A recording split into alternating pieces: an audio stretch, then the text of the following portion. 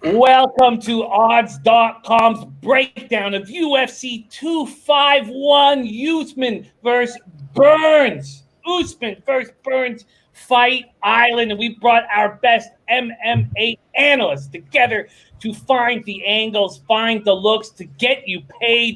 And they are fresh off an enormously successful Vegas fight night for. Let's go around the horn and give some love. First off, Clint, diehard MMA podcast. You were eating last week, baby. Great work. Thank you, Jimmy. It's always good coming on to a show after a win, but after having the betting night of the year, it's even better. It was the best night I've had this calendar year and probably since I started the podcast, buddy. It was a good one. I love it. I love it. And you're looking sharp. You're looking sharp. Thank you, my friend. Attire, and you're not the only one dressed for the beach. Let's go over to my man, Big Mo, Mo Screen TV. We love this man dearly. He's fighting a good fight for us tonight. Mo, congratulations on your success last week. How you doing, my friend? Doing all right, brother. Doing all right. Hey, to all the people out there that watch us on Saturdays and thought, man, Mo is not being himself. He's trying. He's a little pale face. Oh, he's going in and out. It's because your boy was throwing up. Your boy, Jimmy. Boys, which y'all already know, your boy got staph infection. It's pretty serious on these serious antibiotics. So I haven't got all my tape study done, but we're here. Hey, we're probably going to have 10, 15 more shows after this because we got 2 weeks of coverage coming at you. So stay tuned, buckle up, and I might have a couple heaters for you, Jimmy. I think you will. Fighting a good fight. Our man Mo fighting through his staph infection. Ah! I would show everybody, but they would throw up, Jimmy. Oh, man. And in the top right corner, my Aunt Linda. Yeah. Well, tell me about it, Jimmy. Boston Nick in the house looking good, my man. Looking I got sharp. my shirt. I got my hat. The only thing I forgot was my sunscreen for my nose. But, hey, I'm still here hooking and jabbing, sticking and moving, ready to make some more money this week or next week, I should say. Oh, man, you guys are looking good. And we are going to break down the early – we're going to fight by fight. We're going to go through every fight on UFC 251. The 4 fights on the early prelims, then the 4 prelim fights. And then when it comes to main card time, we are adding in the legend Pistol Pete Loshak will be popping on with us as well. So that's how we're going to bang things out. 13 fights coming at you right now with my boys. Big shout out to all the cappers in the chat. We have nothing without you guys inspiring us, giving us your insights and your humor. We got Mario Endiakov in the house. We got 1D Ammo ready to get to work. Alexei Milova, Gabe Segovia. We got Paquette ready to get to work. Morgan Kinsey, Dexter Rojas. Oh, geez, there's Guillermo. My guy, Guillermo, Darius Knox, Roger Beach, Gabriel Killian, who I now follow on Twitter, Jeremy T, 4th Level Consciousness, Ryan Bottinelli ready to go. Robot Chicken Wing says, I have a funny feeling Aldo could pull it off. He's a seasoned vet. We got dogs on the card. Nevin May in the house. Nolan Canup ready to go. Brandon Lease, Alex Ramirez, Timothy Topher, EDT, Sean Sullivan, JC, Buffo on the beat, man. We've missed Buffo on the beat. So nice to see you, man. We've missed you since the old days. St. Eve and Michael Madera ready to go. Joey Work in the chat. Spencer Penny, Marty Muerte, Black Door King, Nathaniel Kanaa, Bookie Killers, Heinem Fat, Captain Marvel, Dennis Garcia, the spectacular thoroughbred capper whose articles can be seen on odds.com rolling with us. The UFC betting experience, Brett Kinney, Charlie Chips. Time to get to work, gentlemen. First off, UFC 251, Usman versus Burns. Clint, star of the diehard MMA podcast, set the stage for us. Jimmy, if you don't know,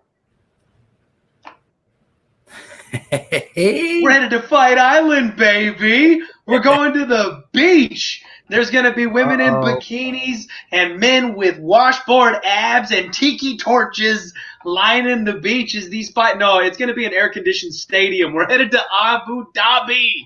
Dana White had this place specifically built just so that we can keep on rolling during COVID times. And we have got 3 fights coming to us in a matter of 10 days. I couldn't be more excited. It's International Fight Week, and these fights are going to be taking place around 6 a.m. local time for these fighters, so they're going to have to get up at the butt crack of dawn, or should I say midnight our time, just so they can be on time for us to go ahead and have a little bit of entertainment. It doesn't get better than this, Jimmy. We're locking people in a cage, and they're scrapping and clawing for our entertainment under the worst of circumstances. We got stuff to bet on. Let's make some more money. Let's make some more money, and congratulations once again on all you guys, your successes last week. Also, we did the $1,000 challenge at the end of the show from our man Ryan C, who rolls with us on the odds.com shows. Ryan C said $1,000 to win on any fighter but to win, and you gave Kamaru at plus 225 casher. We had Zalal given out by Nick casher, and I went crazy, Jimmy. I went crazy. Hey, come on. Overall, as a group, it was very, very successful. And when you go for big dogs, I mean, all you need to do is hit one out of every, 2.5, and you're going to be in business. Oh, yeah. Let's get after it. It's time to go. Early prelims, UFC 251, Usman Burns, Fight Island, Abu Dhabi, United Arab Emirates. Bantamweight bout starts off the early preliminary card. 5'10", born in Japan, fighting out of Hawaii. Martin the Spartan Day. 9-3-0 professional MMA record, opens up at Bet365 at minus 175, is still there. Going up against 5'8" Englishman, dangerous. Davey Grant, 9-4-0, plus 150, dog. Big Mo, is there an angle here? The only thing dangerous about old Davey is his grappling, Jimmy. That's it. This is your typical striker versus grappler matchup. It just depends on how you want to look at it. This is going to be in your big cage, so we're not in the small cage no more. I believe you go back, watch Davey Grant's last couple fights. He goes in for the takedown. If he doesn't get the takedown, boom, he's done. I want to say Nick, was it his last fight? He came out, got 5-6 takedowns, held a guy down, won. Was that his last victory? It might have been, yeah. I think so. I want to say so. That's his bread and butter. Yeah, that's about the only way Davey Grant has the win. So then you got to think, is he going to get this? What are the odds on this, Jimmy? Right now, if you want dangerous Davey, you get plus 150. I like Martin Day striking. You know, he's got that Samoan blood. He's going to walk forward, throw big bombs. I think that I'm just not a fan on how Davey Grant fights. It's either all grapple or bust. I think Day, with the big cage, will probably be able to stay away from those grappling exchanges. I don't know if he will finish Davey Grant, but we're going to go with Martin Day with the win, Jimmy. Martin Day with the win, sitting at minus 175. Nick, what do you think of Big Mo's breakdown, and what do you think about making a move here? Davey Grant, been around, UFC since 2013, I believe, but oddly enough, only has 5 total fights in 7 years. I guess he tore his meniscus in early 2014 and had to pull out that fight with Delorme, and since then just been kind of inactive. He actually fights to decisions. What I'm looking at here is his last 3 losses since 2013, which he's only had 1, 2, 3, 4, 5 fights, have all been by submission. And his other 2 wins are by decision here. So, that being said, he's fighting a tough Hawaiian warrior in Martin Day, Martin Day, I should say. He's very tall for the division, really tall for the division. He lost his Contender Series debut against Jamie Alvarez, I believe it was. But since then, he's routed off 3 fights in a row on the regional circuit and got signed. He's got solid takedown defense. He's also hard to take down, and he's very rangy here. So I like Day a lot in this position. What odds were they again? I apologize. No worries. Day right now is a minus 175 favorite. Ooh, he's a little juicy. If I was to bet that fight, I might take Day by decision. I have to look into the props and see what we can get him at, but that's still, I want to see the weigh-in type fight. All right, well, let's go to our man, started the Die Hard MMA podcast. Clint, what do you think here? Opening fight, early prelims. Jimmy, I've been having a bet on the opening fight of the night for the last couple of events in a row, and so far it's gone pretty well. I really like Day here. The problem is the line is keeping me off it. My boys broke it down perfectly. There's not much more I can add to that. He's got an excellent spinning heel kick that he lands and has knocked a couple people out with. He's got a beautiful left hook that he uses to rip the body. He does have a bit of a hard time getting off the mat, but the other thing is we haven't seen this kid for 2 years. He had an injury that sidelined him, and he hasn't been in action since 2018.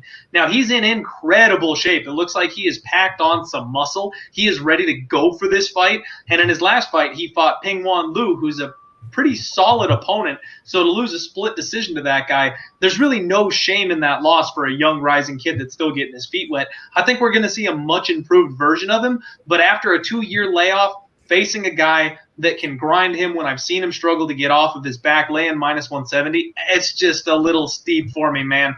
This might be one of those ones where if you take the shot, you look like a genius because he comes out and blows the brakes off his opponent after improving for 2 straight years. But that's a stab in the dark. I'm not going to take that shot. This one's a pass. An early pass or a move on Martin. Day, as Mo talks about, or Day by decision to drop the juice that we are dealing with.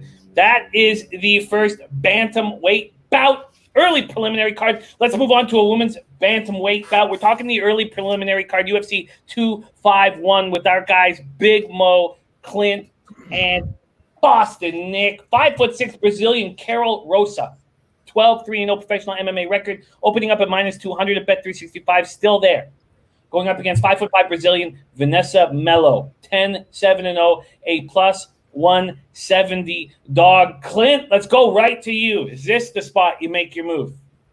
Honestly, Jimmy, there's a lot of action to be had on this particular card, and this is one of the ones that I kind of drew a line through. I'm not overly familiar with either of these women, and there's a decent chance that the favorite here, Rosa, could be an absolute monster. This could be a setup fight for her. I mean, she's got a much better record. I believe she's the physically stronger fighter here. But again, I don't know a ton about either of them. So I don't want to dig too far into it and give too many tips on it because I haven't really looked into this one. This is another pass for me. Maybe I'll find a spot a little bit later in the week. I like to compare these type of low-level women's fights to heavyweight fights where if you're getting a nice juicy dog line, blindly shoot that dog, because if it turns into a split decision type of back and forth battle, you've got value on that line. But before I tell anybody to do that, I need to know what I'm talking about. At this point, I'm passing. Early pass here, women's bantamweight bout, early prelims. Boston Nick, what do you think? Rosa Melo. Listen, Melo is nothing to write home about. She's literally has zero movement on the feet, does not cut the cage off well at all. And she basically leaves her lead leg out there for the picking. On the other hand, I don't know how Rosa right now is favored where she is. I mean, what is it, a minus 210 you're getting right now? A minus 200 right now. Minus 200. She should not be a minus. I mean, from what I watched, they both have a 1-2, and that's about it. Rosa does have a decent leg kick, and that is there to be, like I just said, to be picked from. This is a clear stay away. The odds are completely whacked. It should be like a minus 130 to close to pick 'em. But yeah, this is what Clint would call a fireball and popcorn right there, a FAP, fireball and popcorn. We do not call it a FAP there, Nicky boy. Yeah. You fapping over this one, bro? You guys fapping during this fight? Yeah. It's 2020. This is women's MMA, bro. You can't talk about fapping. Fireball and popcorn. You already on the fireball, bro. Big Mo, is there a move to make here? Rosa Melo, second fight, start off fight. And when you watch tape on this, Jimmy, these boys hit it right, especially Nick. Melo, hot garbage. She comes out, no movement, lead leg just stays right there in place. No, she doesn't check leg kicks. She eats leg kicks. She does. I mean, she has decent hands. Like she'll throw in the pocket. She doesn't bring her hands back to her face as she's swinging. She has decent kicks, body kicks, head kicks, but actually her defense is horrible. And I think that's where Rose is going to come in. She keeps range, distance. She doesn't really throw more than 2 or 3 punches at a time. But the thing about her, she either starts with the inside leg kick and brings a cross down the middle, or she throws like a 1-2 and then ends it with the leg kick. So y'all going to hear me preach. Leg kicks, leg kicks, leg kicks. If somebody's spamming leg kicks and then somebody's horrible at getting leg kicked, it's going to be a bad situation for somebody that doesn't have good movement anyway. So I'm going to say for sure Rosa. I don't know how you would play it. I mean, this is probably going to go to a decision. Mo, yeah, you can get minus 115 by decision. Yeah. I mean, that would probably be the way to play it right there. Yeah, I was looking at it. I kind of like that, actually. I didn't think it was going to be that. I thought it was going to be more like minus 150. Because both girls are tough. You know what I'm saying? I mean, so we're looking here. Melo, she has 7 losses, and 6 of them are by decision. So, I mean, she could take I almost said something you can't say in women's MMA. She could take a beating and keep on coming back. You know what I'm saying? So, yeah, I think that's a good call by decision. Rosa by decision and possible interest on Martin the Spartan Day in fight one. Rosa by decision. Clint, let's double back.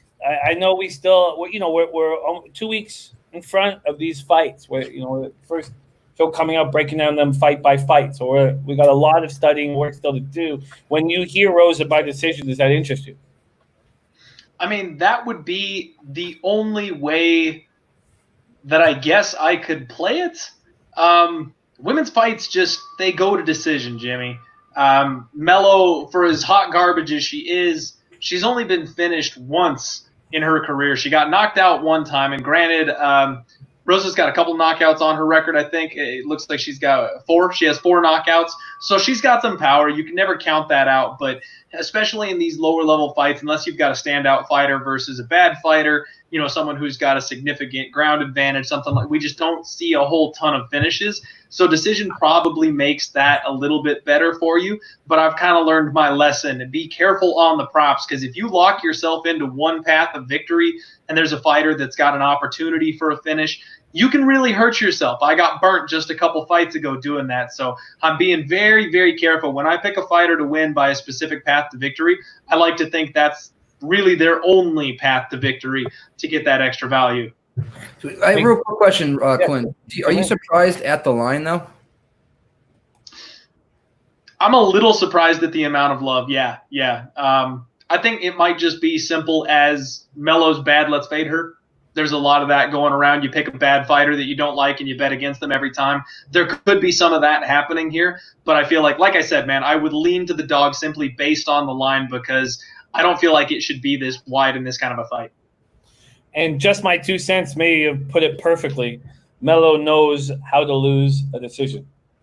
Let's move on to the next bout, flyweight bout. We're going to start with our Boston Nick here, 5'8" Brazilian, Raulian Paiva.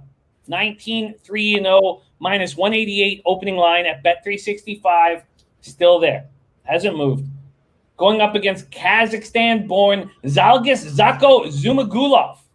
13-3-0, a plus 163 dog here. Third fight on the early preliminary card. Boston Nick, is there an angle? You nailed that name, Jimmy, by the way. You nailed it, brother. I mean, Zhumagulov, he's on a 4-fight win streak. 2 of them against guys we know. Tyson Nam, still in the UFC, and then we got Ali Bagatinov, who's no joke in the wrestling department. Zhumagulov, he's tough. He throws his strikes more in a Bolo-ish type frame, but cuts the cage off well and takes decent angles. Very, very hard to keep down if taken down, as we saw in the Bagatino fight. He tried, and he just got back up time and time again. He likes to lead up on that right hand, and he keeps it right here to the next to the chin, which I do like. It's really short to the punch type thing, no pun intended or pun intended. He also could take a shot. I saw him get tagged a few times and just eat one to give one type thing. So I do like Zhumagulov, as you said. Sorry if I butchered the name here a little bit. Paiva is the bigger guy. He's very big for this division, and he's very well-rounded striker, as we all know. Kicks well, and he puts his combinations together, punches and bunches type fighter. I just want to see what these guys look like in the weigh-ins to honestly get a good look. For me, like you guys all know, we do the weigh-in show after the weigh-ins Friday night, and you're able to get a good look at these guys up against each other and see how that weight cut actually went, because that will pay dividends at the end of the day. I like it. Interesting breakdown. A lot of the guys in the chat agreeing with this possible look on Zhumagulov at plus 163. Quincy Brown says Master Z is the man. 1D Ammo says Triple Z. Gabriel Killian says Zaggy.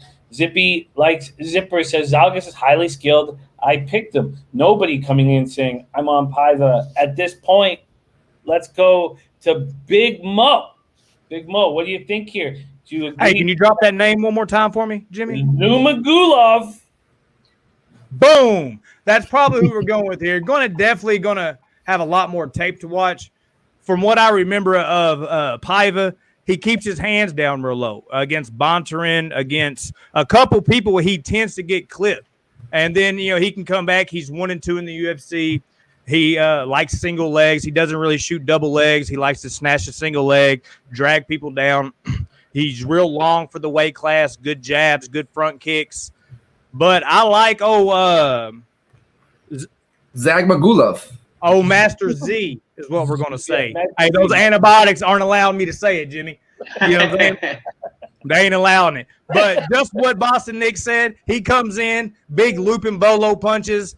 Hey, my man comes forward. He does not care. Big leg kicks. He'll change levels and shoot a big blast double from 2 feet away, which could be bad because Mr. Paiva does have nice knees up the middle. But with that dog money, definitely have more tape to watch. Want to see him on the scales.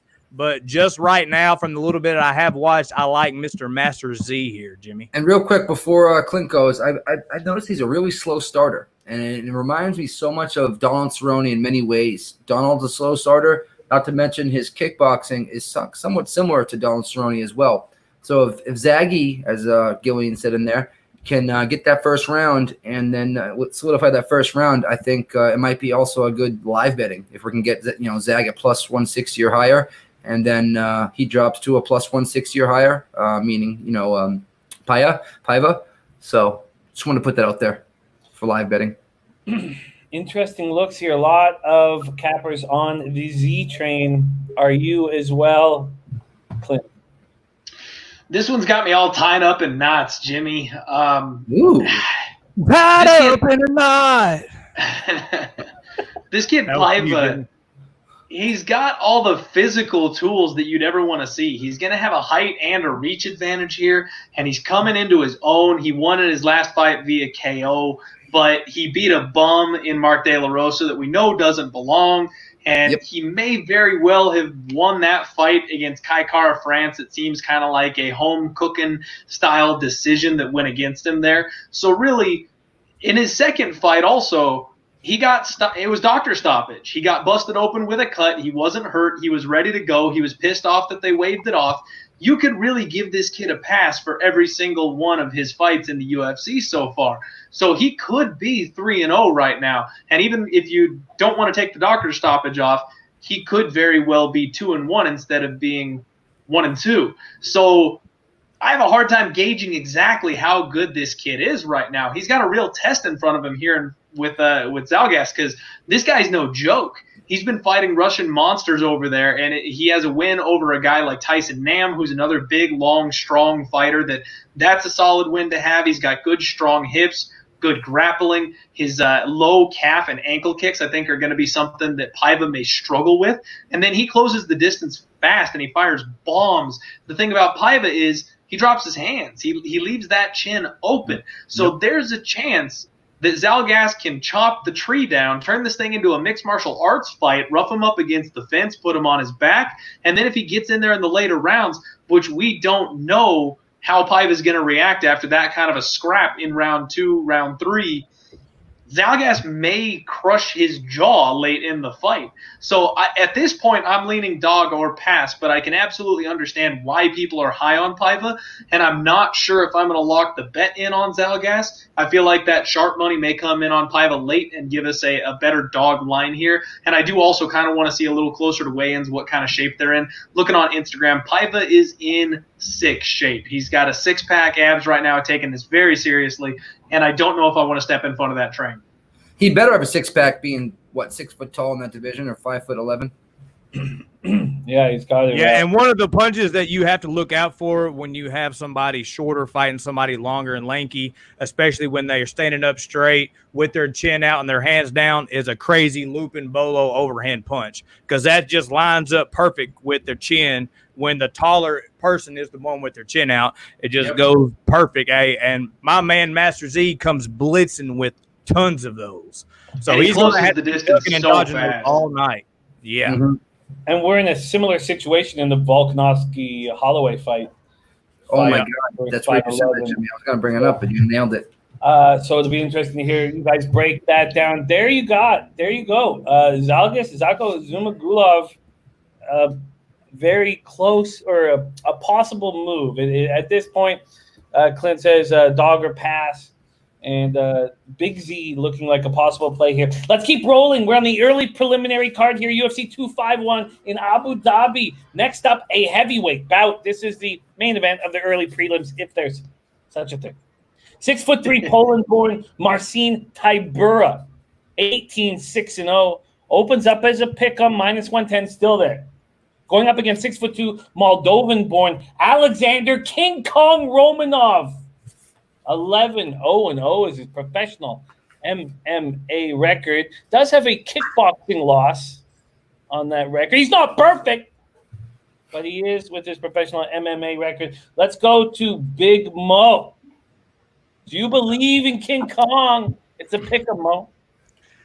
Man, I don't know as a pick 'em, but when you go watch tape, or if you put your ear around the water cooler, Jimmy, people are not high on my man right here.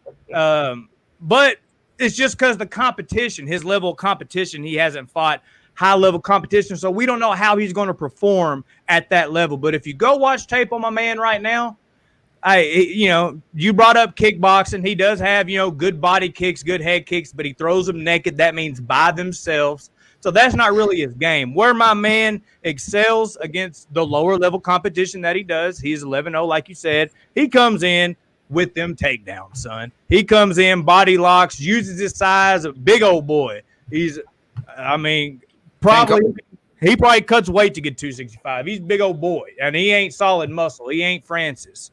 So he uses that body meat that he has, that man meat, gets him up against the cage, tries to trip, take him down. Hey, but my man is not just body locking takedowns. He has like blast doubles from the center. He has good single legs. He'll pick you up, drop you down. But, and then you go watch in the third round, he's slamming people. He has good transitions on the ground, and he lives up to the moniker King Kong, Jimmy, because my man brings the double fist and starts hammering people. I mean, the double King Kong smash. Like whenever I get mad, Mo smash. That's how I get. Hey, that's how my man right here gets. But he's facing Marcin Tybura, which I know is Clint's favorite fighter. He loves Marcin. He loves him. Some people say they look just alike. But that's not what we're going with here, Jimmy. Marcin has surprisingly okay takedown defense. He has good kicks, good left high kick, good jiu-jitsu. This is going to be hard to pull the trigger on. Maybe, man, I don't know. I like what I've seen from, what's his name, Romanov,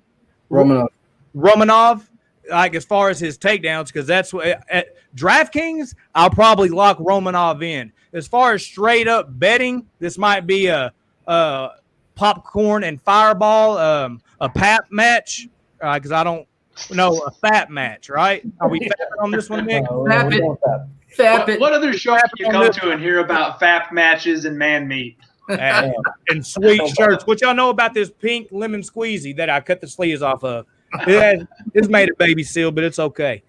So I think right here is more of I'm fading Tybura because I don't like Tybura, and he will in your apple pie. But I don't know if I'm going to bet it.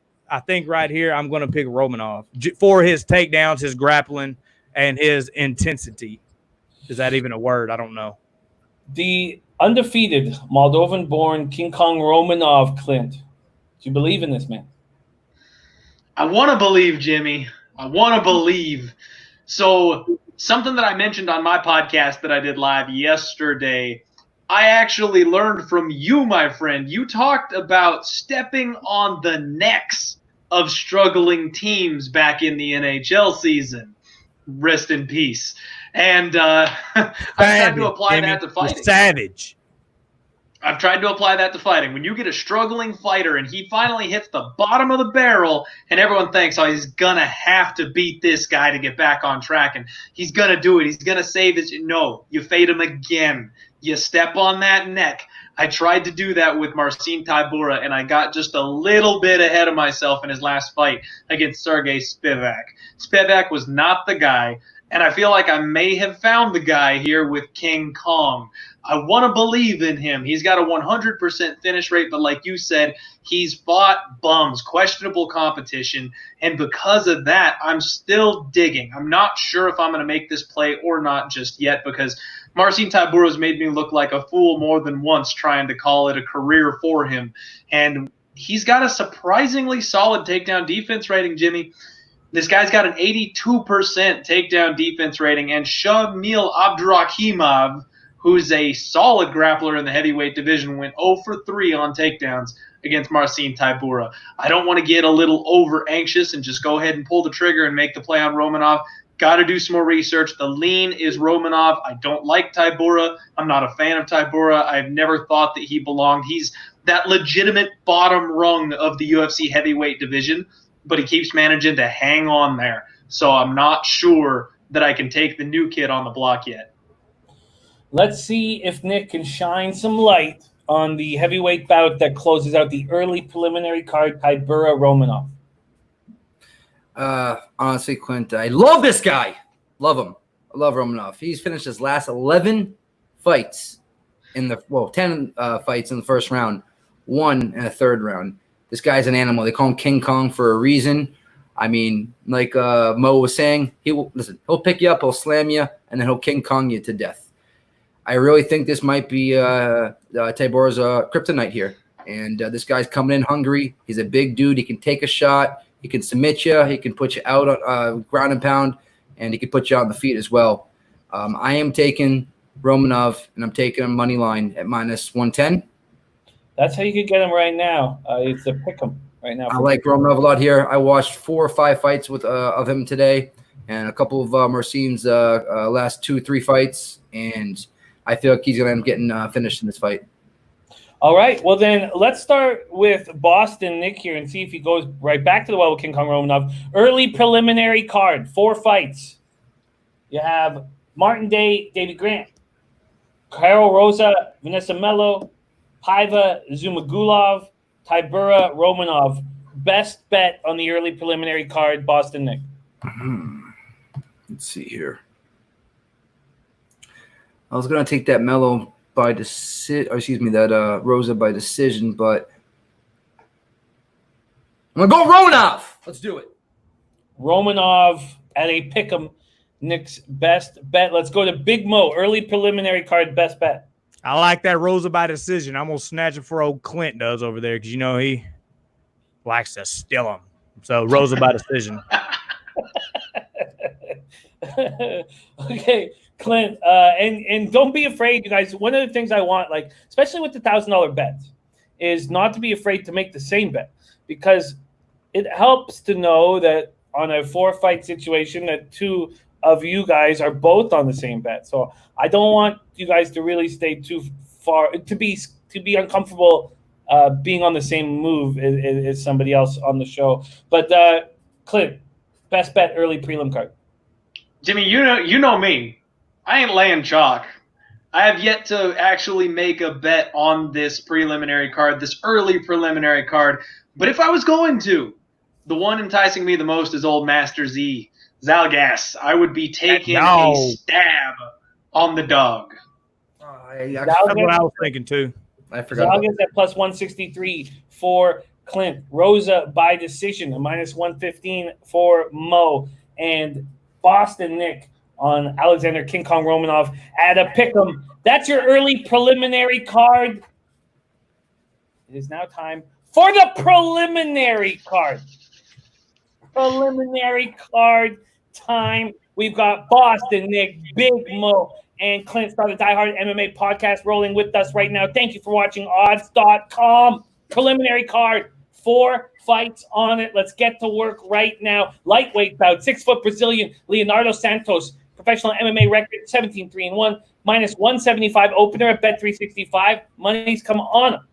Now -188. Not a ton of money, but a market move nonetheless. Going up against 5'9" Russian Roman Bogatov.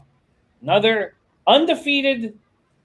Well, Moldovan King Kong Romanov, but another undefeated fighter that we have to figure out whether those fights are legitimate, because 10-0-0 equaled a plus 150 dog, and money has been coming in on Leonardo Santos.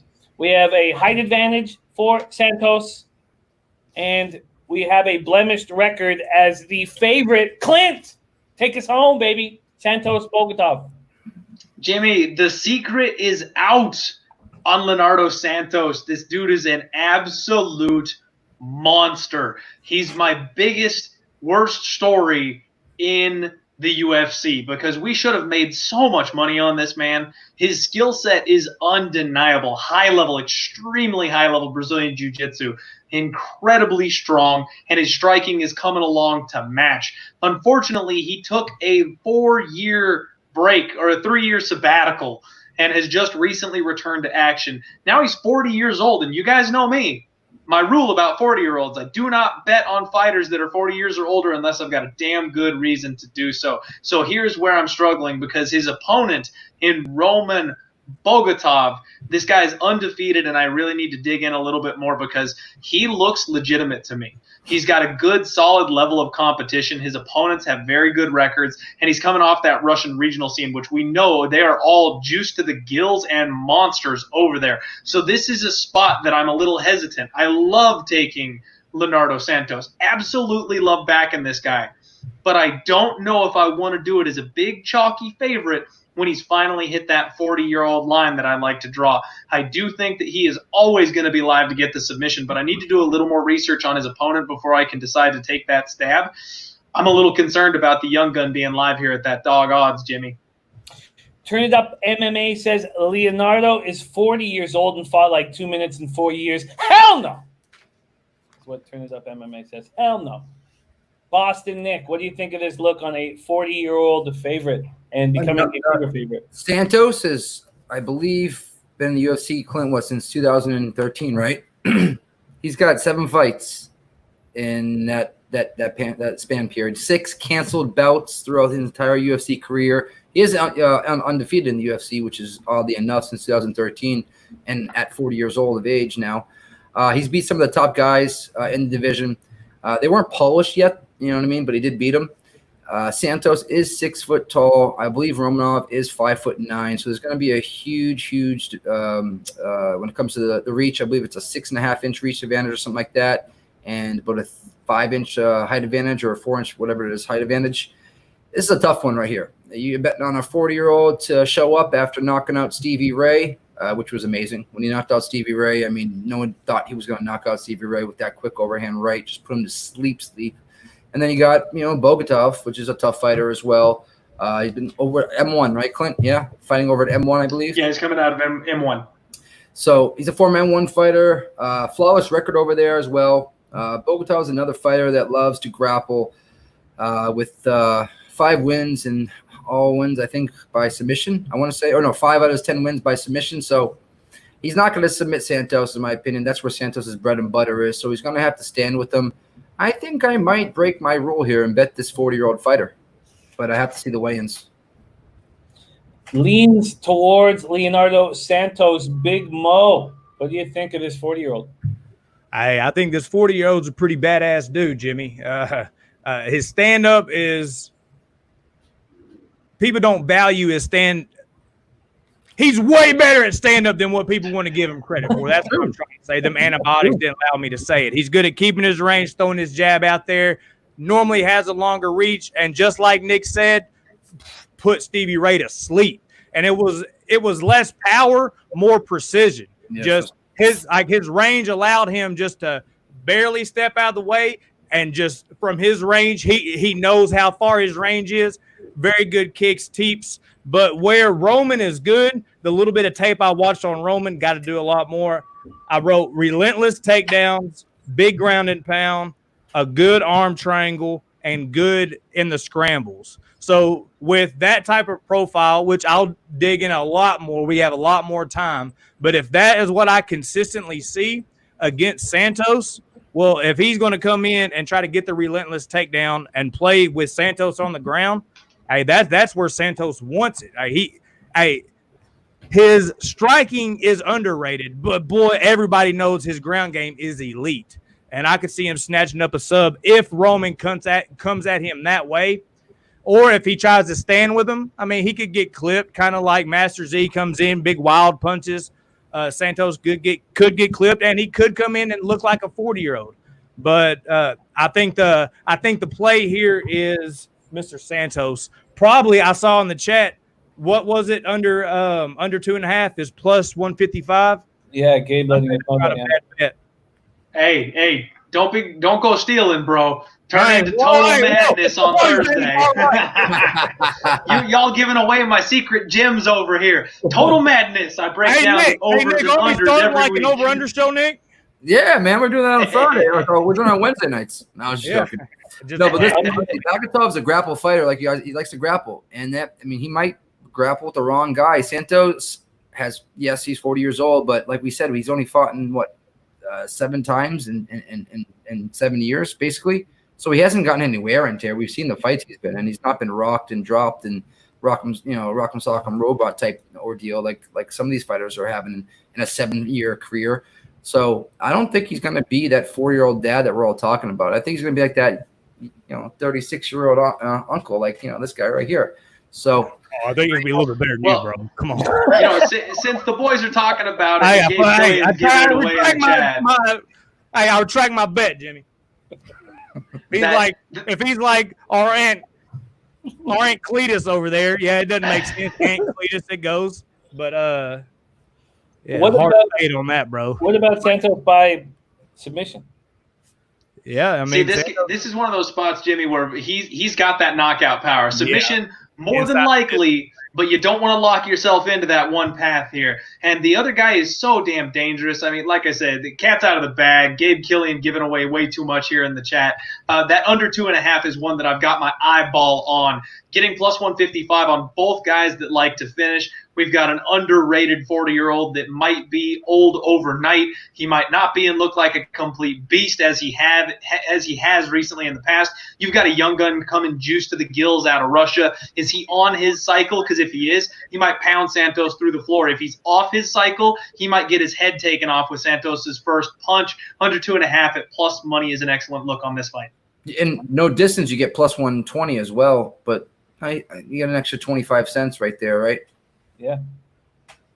No distance plus 120 or under 2.5 at a big plus 155 spot. All right, let's move on to the next bout. The second bout on the preliminary card, featherweight bout, 5'10", born in Iraq, fighting out of Finland. Makwan, Mr. Finland Amirkhani. I saw a few pictures of him with beautiful Finnish women, and it made me angry. You kind of remind me of him, Jimmy. Made me angry. It's facts. I'm angry. Make me angry too. 15-4-0, minus 170, now minus 188. Going up against 6-foot Scotsman, Danny the Hatchet Henry. Can't find a beautiful woman near this guy. 12-3-0, opens up at plus 140, now at plus 162. Boston Nick Amirkhani, minus 170 favorite, now minus 188 favorite. Do you agree with the money move towards Mr. Finland? No, I don't even know. This is a tough one. Amirkhani's been with the company a lot of tape on Makwan. 5 years, yeah, right. What? Because he's Mr. Finland. Yeah. Amirkhani's been with the UFC, I think, now 5 years, 6 years, one of the two. He's 5-2 record, which is another guy that hasn't had much action in 5 years. You know what I mean? Dropping his last fight to, I think it was Shane Burgos by KO, and he got knocked out. 30 seconds left in that fight. The other loss was to Arnold Allen. It seems like when he fights the upper echelon of that division is where he starts to, lose. So he's a southpaw, improved boxing, but I don't know. He keeps his hands a bit too low for my liking. And then we got here Henry on the other hand. Okay. Simply huge for the division. At 145 pounds, he's 6 foot, 70-inch reach advantage. So this is a tough one to call right here. What's the lines at currently? It opened at minus 170 for Mr. Finland. I'm going to stop saying that. It opened at minus 170 for Amirkhani, and it's now minus 188. Wow. I don't like that line movement at all. I really don't. In his last fight against Dan Ige, I know Henry did get him out of there pretty quick, but that was just too much too soon when it comes for Henry, even though Henry has been along longer than Ige. I don't know. He's a gritty son of a bitch, Henry. And I think he has a high ceiling. It's a great matchup, though. Whoever made this matchup, applaud to you. For me, it's a pass all in general. This is a fat fight right here. Oh, God, stop it. It takes my mind off of Sorry. Firewall popcorn. Zuby Thought says bet on Henry. Zuby Thought says bet on Henry. Do you agree, Big Mo? I mean, Henry's live here for sure. What I wrote down, the little bit of tape I watched this afternoon on Henry, he walks forward, big knees up the middle, elbows in the clinch, good submission game, good chokes, darces, rear naked chokes, big body kicks. You know, he caught O'Dowdu in that guillotine. He has a nasty guillotine. But Makwan's a really good wrestler, and his boxing is improving. I could kind of see him, as long as he doesn't, when he level change, he doesn't get caught in that guillotine. I think if you bet Henry here, Henry could snatch up a sub. He likes to play on the bottom, throw up triangles, throw up all kinds of stuff from the bottom. I think if Makwan doesn't watch himself, he could get subbed from the bottom by Henry. Or I could see maybe Makwan getting a takedown, Henry going to scramble, Makwan taking his back, throwing a body triangle in, snatching in the rear naked choke, something like that. I keep seeing these boys are going to scramble. There's going to be a lot of scrambles in this. I definitely got to watch more tape on this. Right now, my play is on Makwan. Not just because he's Nick's favorite fighter, but because I like his takedowns. When you have somebody that's a good offensive wrestler against somebody that likes to play off their back, you'll hear me say this a lot, Henry is more likely to go to his back if he gets tired, fatigued at all, because he thinks he can play around there. As long as Makwan stays safe, scrambles good, I can see Makwan getting a sub or decision. So, hey, by the way, with that shirt, you and Mariquani might just get along. Yo, bro, give me an apple. I'll bite it, bro. Mr. Arkansas might be backing Mr. Finland. It sounds that way. More fight tape. We are 2 weeks ahead of everything right now. Let's see what our man Clint has to say about Amirkhani. Sounds like a cute couple, too. Hey, shut your mouth, bro. You getting jealous over here, bro? Where, bro? Stay focused. We got to stay focused. Scramble on the island. Gabe calls it a scramble on the island. Hey, we're on the island, bro. Clint, what do you think here? Amirkhani against the hatchet. I think Makwan Amirkhani's got the most punchable face I've ever seen in my life. I don't like this man. And everything from the way he carries himself, his attitude, I can't stand him. But you know what, Jimmy? I'm here to make money.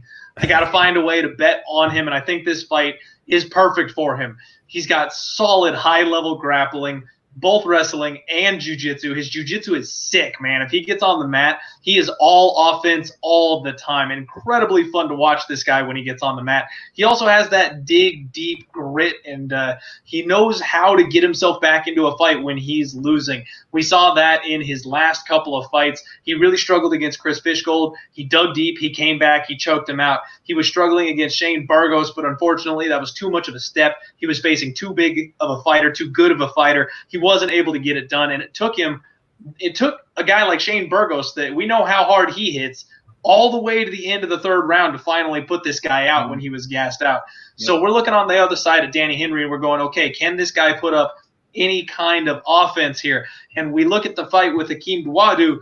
That was phenomenal. Yeah. 40-second fight, comes out, blasts him, and then about snaps his neck in half with that choke. That was a phenomenal performance by Danny Henry. But I'll be honest, I think he knew he had to get that one done early. I think he came out and he knew he wasn't going to survive for 15 minutes with mean Hakeem. And then he had the favor returned to him by Dan Ige and got blown out of the water just as quickly on the flip side of that thing.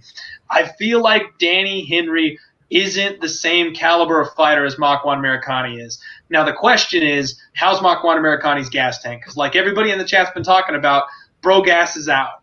So the looks I'm looking at here, I'm I'm still not sure how I'm going to play it, but I will be backing Makwan Americanian one way or the other. I think he's a fine parlay piece. I think he finishes this fight early. The other option there is to take him inside the distance. You can get about plus 150 on that prop right now.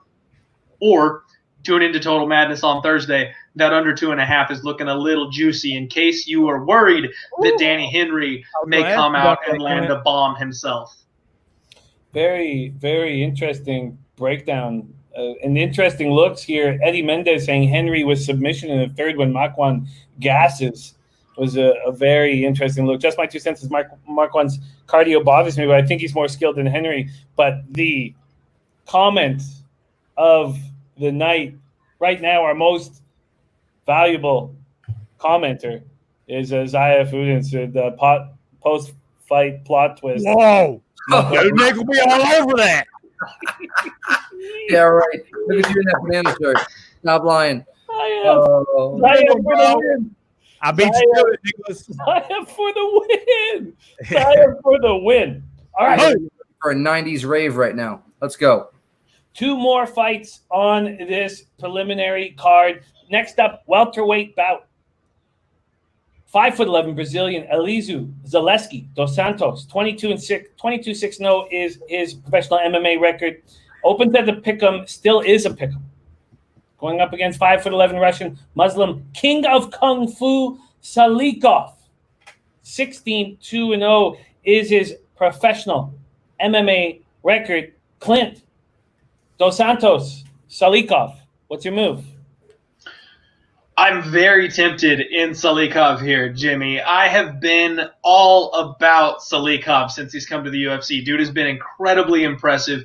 He's a low-volume striker, but the heat that this boy throws with is something else. He earned that title, the King of Kung Fu. His knockouts are ridiculous. Elizeu Zaleski dos Santos, they call him capoeira because of the way that he moves. It's like he's out there dancing. And honestly, that type of movement, I think that opens up an opportunity for Salikhov to land that bomb. I've got to dig into this one a little bit further, Jimmy, but so far I'm leaning to the side of Muslim Salikhov. The dude's chin is made out of granite, and he will take a shot to give a shot. I think he's going to find that button on Dos Santos at some point. I'm struggling with this fight myself. I was literally going to ask you guys to break down before me. I mean, just Santos is, 3 years younger, right, than Salikhov? I think Salikhov's 36 or turning 36. He's got great kicks, great spinning kicks. He's so damn dangerous. But my boy Zaleski, I mean, so is he. But he's been in more wars. It's just I can't get a read on this fight yet. I really cannot get a read on this fight yet. And I'm going to look to Mo here to hopefully pin the nail on the donkey. Man, I ain't pinning no shit on nothing on this one, my brother. I mean, y'all pretty much nailed it on that. We got Salikhov nailed it. He's going to come in. He's going to throw real low volume, but he's going to throw heat on stuff. You know what I'm saying? The king of Kung Fu faux show. But my man has I just had to look it up, 63% takedown defense since he's been in the UFC. He can get taken down. You guys, Zaleski, Mr. Capoeira, kind of reminds me of myself when I strike, which is crazy Capoeira, backflips and all kinds of crazy stuff. But my man can Mo got the moves. Hey, I can do aerials and everything, Jimmy. So, hey, Nick don't even know what an aerial is. So, you're goddamn right I don't. Damn, I popped myself again. My bad. So, Zaleski, he can get the takedown. He does gas out, though. I'm going to do way more tape study on this because Salikhov can get taken down. Zaleski can get the takedowns, but Muslim throws heat. Zaleski gasses out. Got to dig into the tape. I like what Clint said on his show last night. Clint said that you can go on numbers all day. You can go on numbers all day. But if you're not watching tape, those numbers don't mean shit. All right? So I got to watch more, see how Zaleski sets his takedowns up. And then you go pull up tape of Salikhov that when he faced grapplers, how did he defend the type of takedowns that Zaleski can put up? So that's the kind of stuff that I'm going to be looking on. If it's a straight up striking bout, I'm going Salikhov all day. Yeah, I think he plays it safe. I think he doesn't put himself in bad situations, and he throws heaters. So right now I'm going to go Mr. Muslim, but when I dig into the tape, if I see a big grappling, like he gets taken down by body lock trips a lot, and then I go watch Zaleski and he's snatching body lock trips, I might change my pick, but that's one that. One thing I just want to, I think it's, he's 3-1 in the UFC, but I think 3 of those fighters that he's faced or cut are no longer with the UFC, correct? Zaleski? No, with Salikhov. Muslim? Yeah, I think Astropoli is the only one that's left standing, which is his last fight.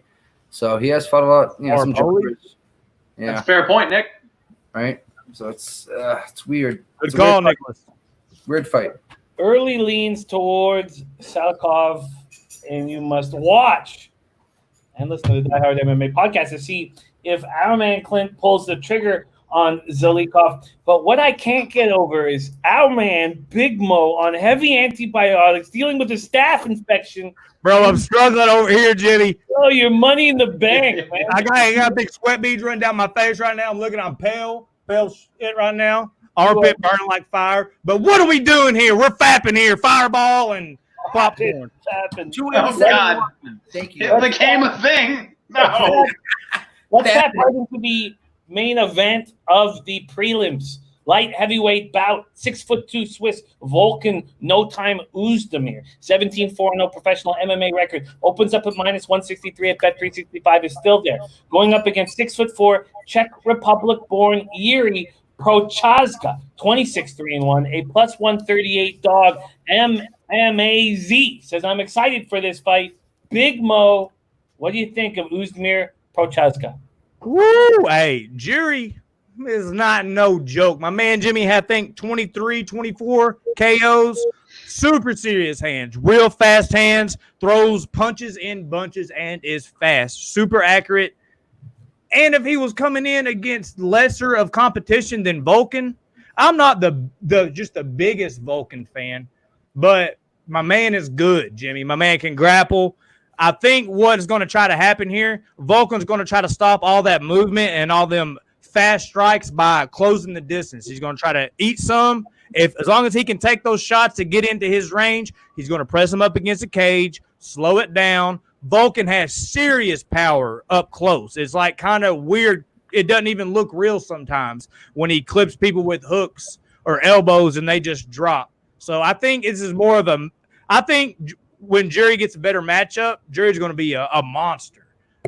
Dude's a beast. But right now, until I watch more tape, and you know what? When we're live betting, which, hey, guys, here at Odds HQ, we will be watching it live. You know, Clint jumped in last time, had a nice time, was taking fireball shots, was killing the game. So y'all be sure to rock with us there. We live bet there as well. So we're throwing out live bets. Boom. Hey, you want to take this, take that, this, that, the third. And so be sure to rock with us there. This might be one of them fights that, you might have to live bet it if Jiří's looking good, but right now I'm going Volkan, Jimmy. Volkan, and this is the first fight really where the chat is pretty much equal on either side. Let's go to Boston, Nick here. Light heavyweight bout, Volkan versus Procházka. What do you think here? I mean, like Mo said, Jiří's no joke. I mean, Procházka has knocked out his last 8 opponents, I want to say, in the very first round, except for King Mo, who had beat him before, but he came back and avenged that loss, and he finished him in the 3rd round. So, I mean, his last 8 fights have all finished, okay? But the level of competition is not the same as Volkan. It's just not. It just really isn't. So, I mean, that being said, how are we gauging Jiří right now? Are we gauging him on the same level as Volkan? I don't think we can right now. I mean, I think first off, I know Volkan's grappling game and his takedowns, his wrestling is better than Jiří. So I think that's where he's going to exploit him. And, yeah, I like Volkan here. What's the line currently at? Right now at Bet365, if you want Volkan, it's -163. I mean, Volkan since 2017, he is 5-3. He's losing to guys like Dominic Reyes, who beat John Jones. We all know that, even though I had a bet on John Jones, but that's a different story for a different day. Then what? I think DC and Anthony Smith are his only losses in the last, or his losses in the UFC since his inception. But I think Volkan just has a serious grappling advantage here. I think that's where it takes over the fight is the grappling. Clint, star of the Die Hard MMA podcast. It's a mixed bag here. People on either side of the fence. What's your move here, Oezdemir, Procházka? You know, Jimmy, I haven't made a whole lot of bets so far on this card, just because we've got time. We can sit back, we can analyze, we can make our good, intelligent decisions with all the information we can get our hands on. This is the first bet that I made. I'm backing my boy No Time. I am on Volkan Oezdemir. I am not sold on this kid, Jiří. I know he's impressive. I know he's got a lot of knockouts. He's big, tall, strong, good-looking, got the beard. I mean, I get it. He's got hands. Oh, well, but he hasn't beat anybody. And in his last couple of fights, you're right, he avenged that loss to King Mo. But that was a 3-round title fight. They weren't even going to go 5 rounds because Mo didn't have it in him. That was Mo's retirement fight. And Mo hurt him in that fight. Mo was ready to hang up the gloves and hurt him in that fight. And then you know how he ended it? He fell over. Mo ran out of gas. Jiří didn't clip him. Jiří didn't put him down. Mo ran out of gas and basically fell over and let them go ahead and wave it off. I don't really know if I like how just convinced you are saying that Mo ran out of gas, Clint. Huh? This Mo ain't never run out of gas. All right. This Mo never runs out of gas. No. Then he faces. All right. Then he faces he faces Fabio Maldonado, and that guy wanted nothing to do with the fight. He got knocked out in the first 2 minutes, and from the very first punch, he was doing this thing, walking backwards. Wanted nothing to do with it. CB Dalloway is a broken 185er who took a retirement fight at 205 against this guy. Highly bad advice from his manager and got destroyed in the first round there. This dude hasn't fought anybody that's a caliber opponent like the guys Volkan Oezdemir has faced. And Volkan may look like he's struggling, 2-3 in his last 5, but I think he won the split decision against Dominic Reyes. I scored that fight for Volkan. And even if he did lose that split decision, that's a guy who went 5 rounds and looked damn good against John Jones in his very next fight. So Volkan's fighting at a very high caliber right now. He's looking some of the best he's looked in his entire career. And even the fight that he lost to Anthony Smith, the only reason he lost that fight is because Anthony Smith is a wizard on the ground. And when Volkan got a little tired, he took advantage of that opportunity. Jiří doesn't have that submission threat. The only place we've seen Volkan struggle is on the mat.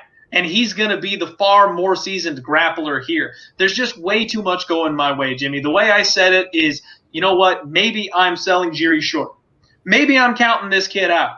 But he's taking a massive leap up in competition here against, in my opinion, the dark horse of the 205-pound division. You got to prove it to me, baby. Mm-hmm. Whew, I like it. We have a very strong look on Volkan from our Clint here. So we'll start with Clint. That's your preliminary card. 4 fights on it. Santos, Bogatov, Amirkhani, Henry, Dos Santos, Salikhov, Oezdemir, Procházka. Let's start with Clint. Best bet on the preliminary card. Easy peasy, Jimmy. Volkan Oezdemir. I'm going No Time. No Time for my best bet. No Time Oezdemir for our man Clint. Let's go to our man Big Mo. Best bet, preliminary card. Let's see here. I think Clint stole all 3 of ours. We were all 3 pretty high on Volkan. But I'm also pretty high on Makwan. So we're going to go Makwan. What was that? It was under 2.5? Makwan is now at -188 from a -170 opener at Bet365. -115 on the under 2.5 there, Mo. Okay. Yeah, I think I'm going to rock the under 2.5 on the Makwan, Danny Henry. Under 2.5 in Makwan, Henry. Now let's go to our Boston Nick. Best bet, preliminary card. Now you said, Jimmy, I don't want you guys to be, about taking. I am on Volkan. I am on the same bet. I love Volkan here. As we call it, we couldn't have talked in the last couple of days. We call it a click pick, a Clint and Nick pick. And our percentages are high in the last year and a half since we've been working together. So I like Volkan here. I think of different just so everybody knows, I like Volkan too. Just so everybody knows. I think of different things when I hear clip pick. But No, click Yeah. with a K there, Jimmy. I know, whatever you guys Hey, need. Jimmy, what was that?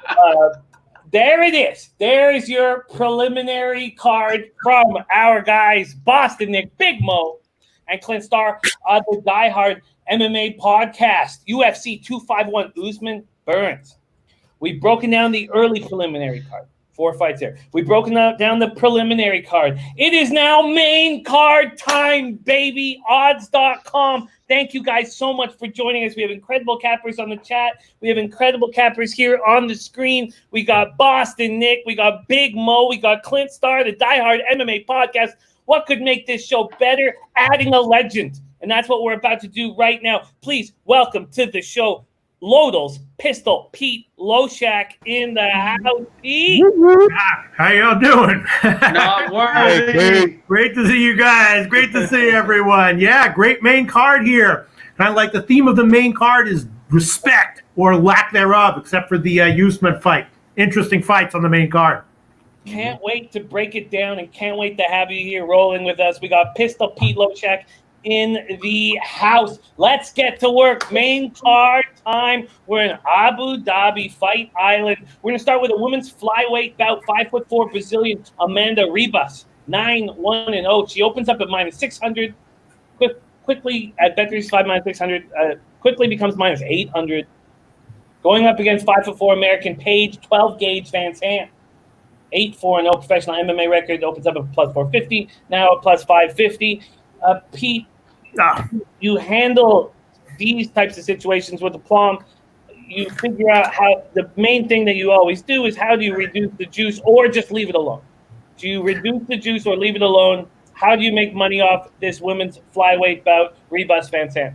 Well, I have several bets on the main card that I think have good value and in retrospect are going to make me look great. But my analysis on this fight is a little bit iffy and could, in retrospect, make me look like a massive idiot. Ribas is obviously far superior here, but I took a shot with PVZ at +600. I know that in retrospect, this clip is going to be on the internet forever, and people will be able to clip it and present to the world how clueless I am about MMA, and I might be on this bet. Ribas is much better. The sample size for both these fighters is relatively small. Maybe Ribas should be a -900 favorite. I took a shot with PVZ at +600. You have, female fighters with this small of a sample size of fights. Also, the research that I've done into PVZ, she's taking this seriously. I know a lot of people consider it to be, somewhat of a joke. And on paper, obviously, Ribas's resume is significantly better. But it's going at 125, right, which I think helps PVZ, right? The weight cut to 115 was always a problem for her. Not a big deal for Ribas. I think Ribas would prefer to be fighting at 115. The weight at 125 helps PVZ. Also, Ribas's coach might not be here because he's got COVID infection, right? So I was reading that. A lot of small factors combined with the massive underdog line made me take a small shot with PVZ at +600. If it loses, I'm fine because I think I got other bets on the main card that are going to win. So even if this one loses, I should be fine overall on the main card. I took it, PVZ at +600. What can I say? I find that very, very, very exciting way to start off the main card. Yeah. I bet very much if you have a +600 opportunity here. Very interesting. Let's move over to Clint. What do you think of Pistol Pete starting off the card by going for a giant dog? Jimmy, I haven't made a play on this particular fight just yet, but I'm going to go ahead and side with Pete here. I think taking the stab at PVZ is the only way that this makes sense. So let's talk about Amanda Ribas, shall we? Like Pete said, she's a 115er. She's moving up to 125 on short notice here. And she has fought Emily Spitfire Whitmire, who, she fought Mackenzie Dern, who's a ground wizard herself, but has no ability to take the fight to the mat. And then she fought Randa Marcos, who has the ground game, but refuses to use it. Ribas is going to have a striking advantage. I definitely can say that. But Paige VanZant, she is training with her new husband, Mr. VanZant, who's a professional MMA fighter himself and is a power lifter by trade.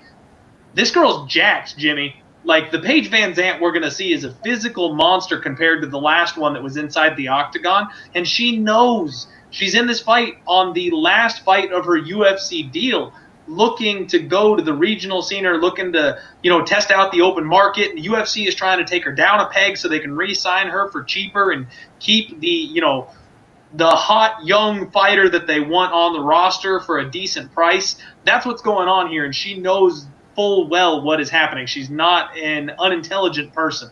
So she knows they're looking to bury her here. And she's coming in shape. She is coming ready to go. I know we're in the bigger cage, but she's facing a very green, young opponent. And even though Paige VanZant may have lost, she's fought a much higher caliber fighter so far in the UFC. At plus 600, I don't hate the dog shot. I'm definitely not laying that kind of wood on Ribas. I'll tell you that much. I mean, you're talking about a small sample size of fights for both fighters and, hard to quantify research factors that all, to my eye, point in PVZ's direction. So I did it. And we haven't seen her in a year, Pete. Right. That could be a good thing.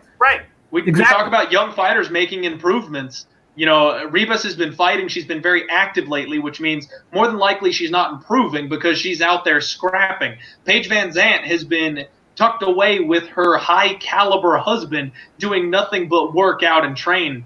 She damn well might come in here and shock the world being the bigger, stronger girl. And the weight at 125, I think that's a huge factor. Huge factor. Yeah. It is. Big Mo, what do you think of the early feel on this main card and an early move made by Pistol P. Loshak here in Clint? It seems like it's inspiring Clint to possibly make the same move on a plus 600 dog. I believe since we've started this show all together on odds, that would be the biggest dog that has been bet on, and with a bit of confidence. Big Mo, what do you think here? 12 gauge plus 600. I'm not mad at the legend, Mr. Loshak's pick, especially at them odds. Plus 600. I've been doing a lot of Instagram tape study for this fight, Jimmy. And PVZ is looking mighty, mighty good, if you know what I mean. Just like Clint said, I'm not going to say it because we'll at least use the initials, Mr. PVZ would probably beat us up for that. Mrs. PVZ. Yeah, hey, dude is a beast. So she's probably going to – she can come in and she can get the takedowns. It's just if she plays that. The thing with PVZ, if you blow on her arm wrong, it's going to break. And Ribas strikes heavy, big kicks. You block kicks with your arm. She's not the smartest. And, like we saw Woodson last week. What was Woodson, a minus 1,000? And he comes out and gets beat. So when you start having those big, big favorites, we're still fighting here. So as far as we're all gambling here.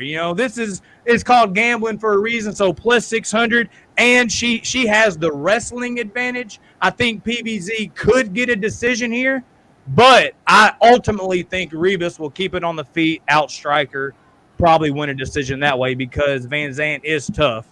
But either way, I see it going to a decision. I think that Ribas will probably win, but I'm not mad if you lay a little something down on PVZ for the mods. Boston Nick, Ribas, VanZant. Listen, Ribas is 3-0 inside the UFC Altitude, guys. I'm not sure if you guys know that. But to who, really, like Clint said. I mean, Mackenzie Dern is her only really respectable opponent, in my opinion, other than, what's her name? She should not be a minus 900 to anybody right now, being 3 fights into her UFC career.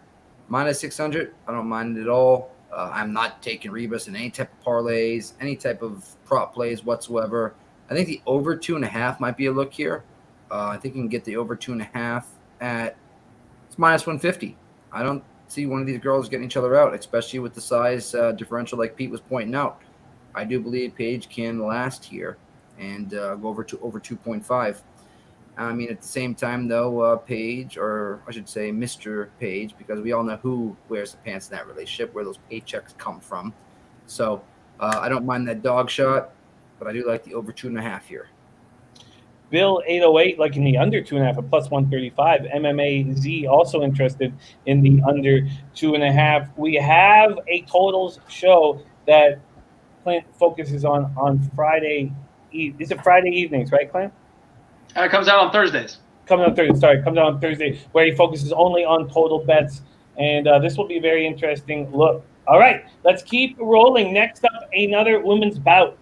This one, very, very, very exciting. Not that the other one isn't, but man, everybody waiting for this bout. 5'2" Brazilian Jéssica Andrade, 27-0, opening up at plus 163, bet 365, still there. Going up against 5'5" American, a thug named Rose Namajunas, 8-4-0 professional MMA career, minus 188 favorite at bet 365. And many moons ago, when she was plus 500, I cashed a gorgeous bet on a thug named Rose, and I fell madly in love until Peter Loshak told me that I'm basically in love with River Phoenix. We nothing wrong with that. No, my arousal. 2020, Jimmy, it's all right, bro. My arousal died, and my fandom died, and I can't be aroused by River Phoenix. But I am very excited about this bout. Andrade Namajunas. Let's go with Boston Nick. What's your move? How are you handling it? Listen, in their first fight, Rose was beating Andrade until she got slammed on top of her head. We all know that. She won the first round, and up until the second round, when she got slammed on her head, she was winning that fight. I believe that she is the second best girl in that division other than Zhang. She's better than JJ, as we already saw. And I do believe after she beats Andrade, she's going to beat Andrade, she will get that fight with Zhang. And the only thing worries me here is a little bit just mentally. You know, she's one of those girls that kind of gets mentally discouraged at times and lets her head get to her.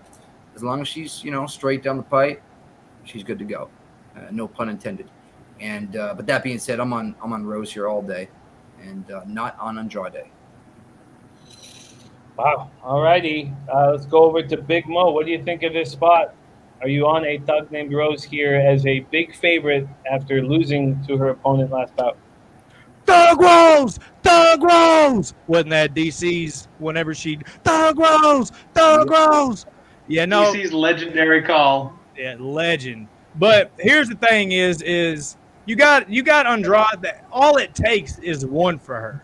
One slam, one big punch, one crazy punch, but there's no technique involved. She puts her hands down. That's how she got whooped by Zhang. She just goes at it. And Thug, she's super accurate, and she just has to stay perfect for 3 rounds. If this was a 5-round fight, I would be more worried for her, but I think she can stay damn near perfect for those 3 rounds. And just to go off something what Nick said about how she gets in her head sometimes, I think this might work into her favor. She's off in some kind of garage training somewhere, probably with Pat, not being quarantined. She's had a couple family members pass away from COVID, so she's strictly being quarantined by herself. When she fights out there, it's probably going to be quiet, no audience. There's going to be some wooing and stuff, but it's not from the crowd. So she's going to have that anxiety gone and only have to deal with the fighting anxiety. I think that might help Thug Rose here. I'm going to go Thug Rose with the decision. Thug Rose by decision. Pistol Pete Loshak.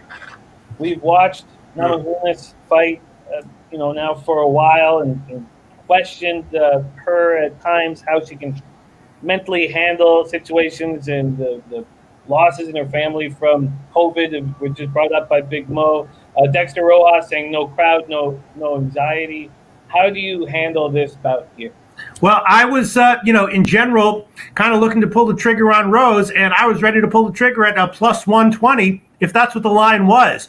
But Andrade is getting massively disrespected here at plus 170 or whatever. I mean, yeah, I know that Rose was winning in the first round, but Andrade sort of figured out how to handle her. She was doing the leg kicks and preventing Rose from circling out, and that was very effective. And I don't know if Rose is going to be able to make adjustments there. It just feels like a lot of disrespect here for Andrade to be this big of an underdog. So there's no way I can make a bet on Rose here. At minus 190 or whatever. Even though I kind of feel like her head is in the right place for this one, and that's a good thing. And she was, obviously winning the fight. I think that if Rose does win, obviously it's more likely to be much more likely to be by decision than anything else. So if I were going to take Rose, I'd definitely take her by decision as opposed to betting her at minus 190. I also wanted to take a shot with the over or the fight going the distance. But as we know with Andrade, that's very, she just pushes so hard and she either, gets a finish or gets finished. So it's always risky with Andrade, but because she got, fucked up so bad in her last fight and she finished Rose in the first fight, I don't think she's going to be in the sort of headspace to be looking to get a finish. She might rein it in just a little bit. And as of right now, I haven't bet it yet, but I'm definitely looking at the over, even though it's, minus 170 or so, or the fight going the distance at minus 155. That makes a ton of sense. Yeah. It's just shocking. The odds are shocking. Yeah, it's definite disrespect for Andrade, but I can't pull the trigger on her either because I do feel like the situation, I don't really want to bet against Rose in this spot. And, the over is tough as well. Also, if it was over 2.5 at plus 120, no doubt I'd take a shot with that. But taking a big favorite line on an over in a fight involving Andrade is just very, very, it makes me very nervous. Pete, what about Rose at plus 165? Yeah. I mean, I would definitely, if I was going to take Rose, I would definitely take her by decision for sure. I don't think there's any way she finishes Jéssica anyway. I mean, she could get an armbar. There's always a fluky thing that could happen. But if I was going to bet Rose, I would definitely bet her by decision as opposed to betting this huge favorite line. Because Rose is pretty smart, and where Rose messed up last time, she went for that Kimura-like defense. Yeah, it was fluke. Yes, yeah, right. So she's going to stay away from that more than likely. She's going to find another path. Absolutely. But, Andrade does just take that one, but I think that's at the same time. Andrade's strategy in the first fight worked, and I'm assuming she's going to employ roughly the same strategy again. And when Rose isn't circling around and being all strategic like that, she's more stationary. She's very vulnerable, And Andrade is a beast, The only thing is with that slam, that she wouldn't even got that slam if I think Mo just said if Rose didn't go for that Kimura while she was right? Yeah. So it was kind of a circumstance kind of thing, and she was getting beaten up before that. I think that's why the line is where it's at right now. That's why she's so highly, favored and probably owned right now. I mean, I don't mind a strong bet on just Rose in general as well. Yeah, I might just pass on this one. I haven't bet it yet.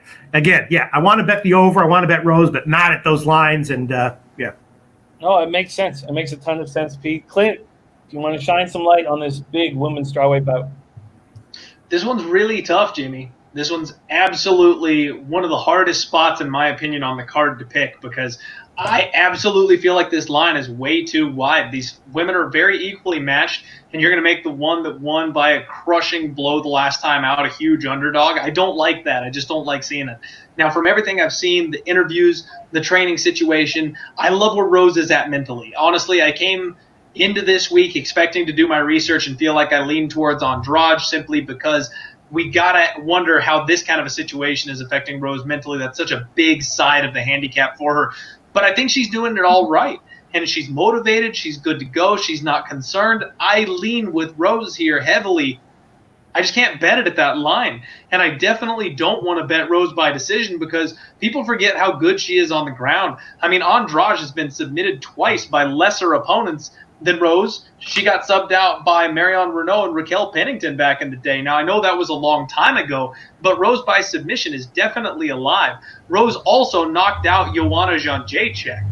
Nobody does that. So even though she seems to be a stick-and-move volume puncher, she can drop bombs when she wants to. This fight has the ability to go to the cards. It's got the ability to finish inside the distance. Andrade could come out and look better. We haven't seen her for a year since she lost to Zhang. Maybe she puts the pieces together and gets it done again. Maybe Rose picks it back up. I have no clue, Jimmy. I hate the line here. I would side with Rose if she was a much shorter favorite than this. I don't want to bet against her in this spot, so I'm not going to take Andrade. Fireball and popcorn, baby. I'm not going to touch this one. You're fapping it? Damn it, Nick. I'm not familiar with this inside joke that is obviously naturally developed in this. Fireball and popcorn, Pete. F-A-P. Oh, got Nick it. is calling it fapping. And All right, that's I'll start not using that joke. We're going to get hashtag FAP trending during UFC 251. I'm on board. I'm on board with that one. Sure. Let's keep rolling. Next up, bantamweight bout. 5'7" Russian Peter No Mercy Yan. 14-1-0. Opens up at -225. Now a -250 favorite. Money coming in on Yan. Going up against 5'7" Brazilian José Aldo. 28-6-0. Opens up at +188. Now at +200. Let's start with Can I take it? I'll just give me 5 seconds. I'll give 5 seconds. Thank you, Pete. 5 seconds, okay? 5 seconds. José Aldo at +180? No, fuck out of here. This is like Tisha Torres, except even better. All over José Aldo at this line, +180. Whoever wants to take it next, go for it. Well, Zuby thought saying the same thing. Upset alert. Bet on Aldo. Loshak comes in firing an Aldo blow right away. Big Mo, what do you think of that? Shit, Jimmy. Fucking legend got me sweating even more than these antibiotics do over here on this fight. At first I was thinking, Yan, Peter, whatever my man's name is. He has good Muay Thai. He walks forward. He's vicious 1-2. He knocked Faber down, completely down, like Faber hit him with something. He just looked at Faber, laughed at him, and then hit him with the 1-2 and knocked Faber across the ring. My man is vicious. But we're talking about José Aldo. We're talking about, some people call Max Holloway the best featherweight of all time. Nuh-uh! It's José Aldo, people. Went 10 years unbeaten. If Jose comes in, works his boxing, and he brings his leg kicking game back, he starts chopping those legs. He used to have the most vicious leg kicks in the game, switch kicks to the body. If he brings his kicking game back and doesn't just try to box with Yan, then I think that he could come in the 5-round fight. He could light his legs up. But the pick for me has to be Peter. I think dude's just a monster. I think dude is the future type of MMA fighter. He's about good everywhere. He can wrestle. He can strike. He's vicious. He has charisma. Dana likes him. I think they're going to push him to the moon. But I'm not mad at the +180 like the legend said. But I think here the pick is Yan. This looks like the Tisha Torres fight all over again, except even better, right? Yeah, I was kicking myself in my butt on the Tisha Torres that I didn't drop some moolah on that one. Pete. I mean, yeah, he's lost 4 out of his last 5 or whatever to Moraz, Holloway, Volkanovski. Sure. Nick, what do you think of by Lodos? I'm just worried about his second weight cut down to 135 and how it goes. If he on the scales, if he comes in perfectly, everything goes well like last time, then I'm probably definitely betting Aldo. But Peter's a dangerous SOB. He keeps his guard up right here. He's very hard. I mean, he'll trade one to give one. He's got a great Where does he keep his guard up at? Right here. All right, just that being said, though, I mean, Yan's just a beast. He really is. And then we got Aldo trying to make come at the 135 division. This is the Marlon Moraes fight. A lot of people thought he lost. A lot of people thought he won. It could have went either way, in my opinion. I'm not sure what you guys think. The line is way off here. That's one thing that's way off, is the line. It should be like 30 to a +110 type thing ordeal. So you're definitely getting value on Aldo. But this is a 5-round fight. So can Aldo go 5 rounds at 135 and do it with a full gas tank? I'm not so sure. We have to see. His last fight was at a 3-round fight with Marlon Moraes, correct? Yeah. You know what I mean? So that being said, it's a tough one. It's like I got to see the weigh-ins. I need to see the weigh-ins. I need to see how Aldo cuts that weight again. Yeah. I mean, you can make an argument against them. There are many arguments that are legitimate. I'm not saying it's a lock. I'm saying a +180. Come on. Yeah, come on. He's being disrespected. Yes. 100%. Yeah. 100%. Clint, is this a live dog? Wow, I'm Yan by shocked. KO +120. Oh, really? Wow. Yan by KO at +120. Wow. So I think Pete's on the right track as far as seeing that there's live dog, very much like the Tisha Torres spot that we were in a couple weeks ago where we made some serious cash. The difference there is that Tisha Torres is not showing signs of aging. She is not showing signs of being a retired fighter. She was just getting dominated by better competition. She made it the full rounds every single time. Nobody was finishing her. We're seeing an Aldo that's been put away. Max Holloway KO'd him in back-to-back fights. Yes, he lost decisions to Volkanovski and Moraes. However, the very first sign of a fading fighter, boys, is when they can't pull the trigger anymore. The reason that José Aldo lost that fight to Marlon Moraes is all he did was stalk him down. He was not pulling the trigger. He wasn't striking. You talk about those legendary leg kicks of José Aldo. They ain't there anymore. He just doesn't leg kick anymore. He has not used the tools that we used to see in the cage. I know he's only 33 years old, but this kid's been fighting since 2004 was his pro debut. He fell in love with his boxing. He fell in love with his boxing, especially after ripping those 2 body shot TKOs with Stevens and Moicano. But this is a young man made old. And we saw exactly what happened when he gets stretched out in the Holloway fights. And Petr Yan fights the exact same way that Max Holloway does. When you fade, he cranks that dial up. He fights out of Tiger Muay Thai. He's a mean, vicious, bloodthirsty type of fighter. When Aldo starts to slow in rounds 3, 4, and 5, I expect Petr Yan to crank it up at that point and more than likely put him away. First of all, I agree with you, A, that Aldo has lost a step. I agree with that. And 2, in my notes here, I have, this might be Aldo's last, good or great fight of his career, and a steep decline might come after this one. But I think and just based on all the research that I've done into his condition right now, mentally, physically, I think he's got one more in him. I got to see it, Pete. I feel like this is a spot where he's lost the step, and that's where you got to wonder. I'm not looking to back a fighter that has lost a step. That's gotten me burned in the past, so I'm not going to do it here. If you don't feel like finding an angle on it, I'd say go ahead and pass. I don't mind the dog shot. I feel like you're right. We've got a huge step up in experience here for Yan. However, this is the type of young fighter, this is the type of changing of the guard spot that I do like. I think the UFC knows what they've got on their hands here, and the reason they set up this fight is because they want Peter to get a win over a name. That way, when the public goes, who's the champion at 135, they go, the dude that beat José Aldo. Yep.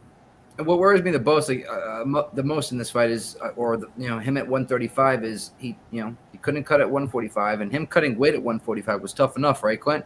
And now he's at 135 at an older age, cutting the weight. I don't see how he goes 5 rounds at that weight. I just don't. Don't forget, this is championship weight, folks. He doesn't have that 1 pound allowance. There's no 136 here. He's got to get to 135, and this will be his second weight cut down here. There's been a couple times in recent history, I want to say Anthony Pettis, he made weight the first time, dropping weight, and then the second time it was just too much for him to handle. I got to wonder if this isn't going to be a similar spot where Aldo just can't quite get his body down there, especially if he looks shaky at the weigh-ins. I'm going to go ahead and probably take that prop shot on Petr Yan, or the other option is sprinkle rounds 3, 4, and 5 by Petr Yan to get those low-risk, high-reward type of prop bet finishes. We're clicking here, Clint. We're clicking, if you know what I mean. We're clicking. Who is Yan beat other than Rivera? You're like, oh, yeah, I'm taking Yan at minus 200 against José Aldo because he knocked out Uriah Faber at 40 years old? Get him, Pete. It's the skill set that he has, Pete, and the fact that he made it look easy. There was not a single moment in that fight that Uriah Faber had him concerned. This man is – have you ever watched Rocky IV, Pete? Yes. When Ivan Drago says he's made out of steel, this dude marches forward. He's a Terminator. He's a killer. Yes. And out of Tiger Muay Thai, he's got every skill in the book that we need against a fading, in my opinion, José Aldo. I like that breakdown very much. Adds a ton of excitement to the Yan Aldo fight. Pete, back in the dog. Clint taking on inside the distance. It's title fight time. 2 more fights on the main card, both title bouts. featherweight title bout. Let's get it popping. 5'6" Australian Alexander the Great Volkanovski, 21-1-0. Opens at -210, now -200. 5'6", going up against 5'11" American Max Blessed Holloway. 21-5-0 is a professional MMA record. Opening up at +175, now +170. Height advantage, reach advantage. But JT MMA says Volkanovski all day. Boston Nick, featherweight title bout. Take it away. Listen, guys, I think I said it before, but Volkanovski used to walk around at 245 pounds when he was playing rugby. All right? 245 pounds. Now he's fighting down at 145 pounds. That man can take a shot and give a shot like a 245-pounder. I mean, listen, I think he's able to take the shots. I think he's able to give the shots. I really like Volkanovski here. Those leg kicks in the first fight just paid dividends. I mean, he just brutalized Max Holloway's legs. Bottom line, Max Holloway lost that fight because he could not fight any longer on his feet. You know what I mean? He couldn't plant. He couldn't take his angles like he wanted to. And Volkanovski basically did what he wanted to with him. I think Max maybe won 1-2 rounds at the very, very most in that fight. And same thing here. It's a repeat. I like Volkanovski here. I think he's going to do even more to the legs. Now we know that's the game plan to stick with. So I know he's a little bit high owned here, price wise. What's his price tag, Jimmy? Right now, if you want Volkanovski, it's gone down a bit. It's -200. Okay, -200. I wouldn't mind taking him by decision, to tell you the truth, just like it went last time. Volkanovski by decision. Let me see where I can get him at real quick while you pass it on. Nick's going to look at Volkanovski by decision. Clint, star of the Die Hard MMA podcast, featherweight title bout. What's your look? What's your move? Jimmy, I've only made 2 actual bets so far, and for everybody listening, as much as I sound like I care about the picks, unless I put my money where my mouth is, that's when it really matters, folks. I've made 2 actual bets on this card. The first one was Volkan, no time Oezdemir. The second one is Max Blessed Train Holloway. I'm taking that dog money, Jimmy. People are counting my boy out. You must have forgot about Blessed. This kid is 28 years old. He's on that track like Dustin Poirier. He's been around forever. He's young. He can still improve. He's not even 30 years old yet. And last year, he fought 4 times in one calendar year, which led to his loss to Alexander Volkanovski. Now he's taken 7 months off. He finally got that break. He got to shake it out. He got to get away from those championship responsibilities, actually go back to the lab and grow some new skills. Max Holloway is getting disrespected by this line, Jimmy. This fight is a pick'em. I'm going to take that extra value on Max Holloway. Pick'em. So why not take the big +170 being offered by Blessed Holloway? Pistol Pete Loshak, featherweight title bout. Yeah, that's what I was thinking as well. Again, the line, it's disrespecting. There's no other word you can use. It's disrespectful to Holloway to have him as this big of a dog. I didn't pull the trigger yet because it's just so emotionally difficult for me to bet against Volkanovski. And in order for Holloway to win, he's going to have to make some adjustments. What are those adjustments going to be? I don't know. He did get beat in the last fight. But Holloway is a smart fighter who historically makes adjustments, and he also looked better as the fight went on. In the later rounds in the first fight. So again, I agree with Clint. I would say it's roughly pick'em. So there's value with Holloway. Holloway's going to have to make adjustments. What reason do I have to believe that he will? Just, because of you give him that kind of credit when he has the track record that he has. But at this line, it's Holloway or nothing. I haven't bet it yet, but after hearing Clint's analysis, I'm probably going to. Yeah. Listen, the line's wrong, guys, 100%. But you're looking at a guy that has stronger leg kicks that will brutalize that leg, and he has a longer reach as well. You would think that Max Holloway would be the guy with the longer reach, but he's not. Volkanovski is. I just see a repeat. Well, we have Nick on Alexander the Great. We have Clint on Blessed. And now Pete wants to dive in on Max Holloway. Let's see what Big Mo has to say on this featherweight title bout. Oh, it's straight up disrespect. They're putting disrespect. It is, right? On our Come man. on. I agree. Putting that disrespect. Some lines, look, they get the line a little bit off. This is just disrespectful. Yeah, it's just, this man right here, second best featherweight of all time. But he fights the same. Like, we all know how Max is going to fight. A lot of volume, walking forward, eating what you're taking, doesn't really check leg kicks. And just like my man Nick said, Volkanovski used to be a big old boy, big old jacked up boy that used to get hit by other big old jacked up boys. You know what I'm saying? People could totally take that wrong. But I think Volkanovski has superb leg kicks. And, that's such a big word and fancy word for an Arkansan.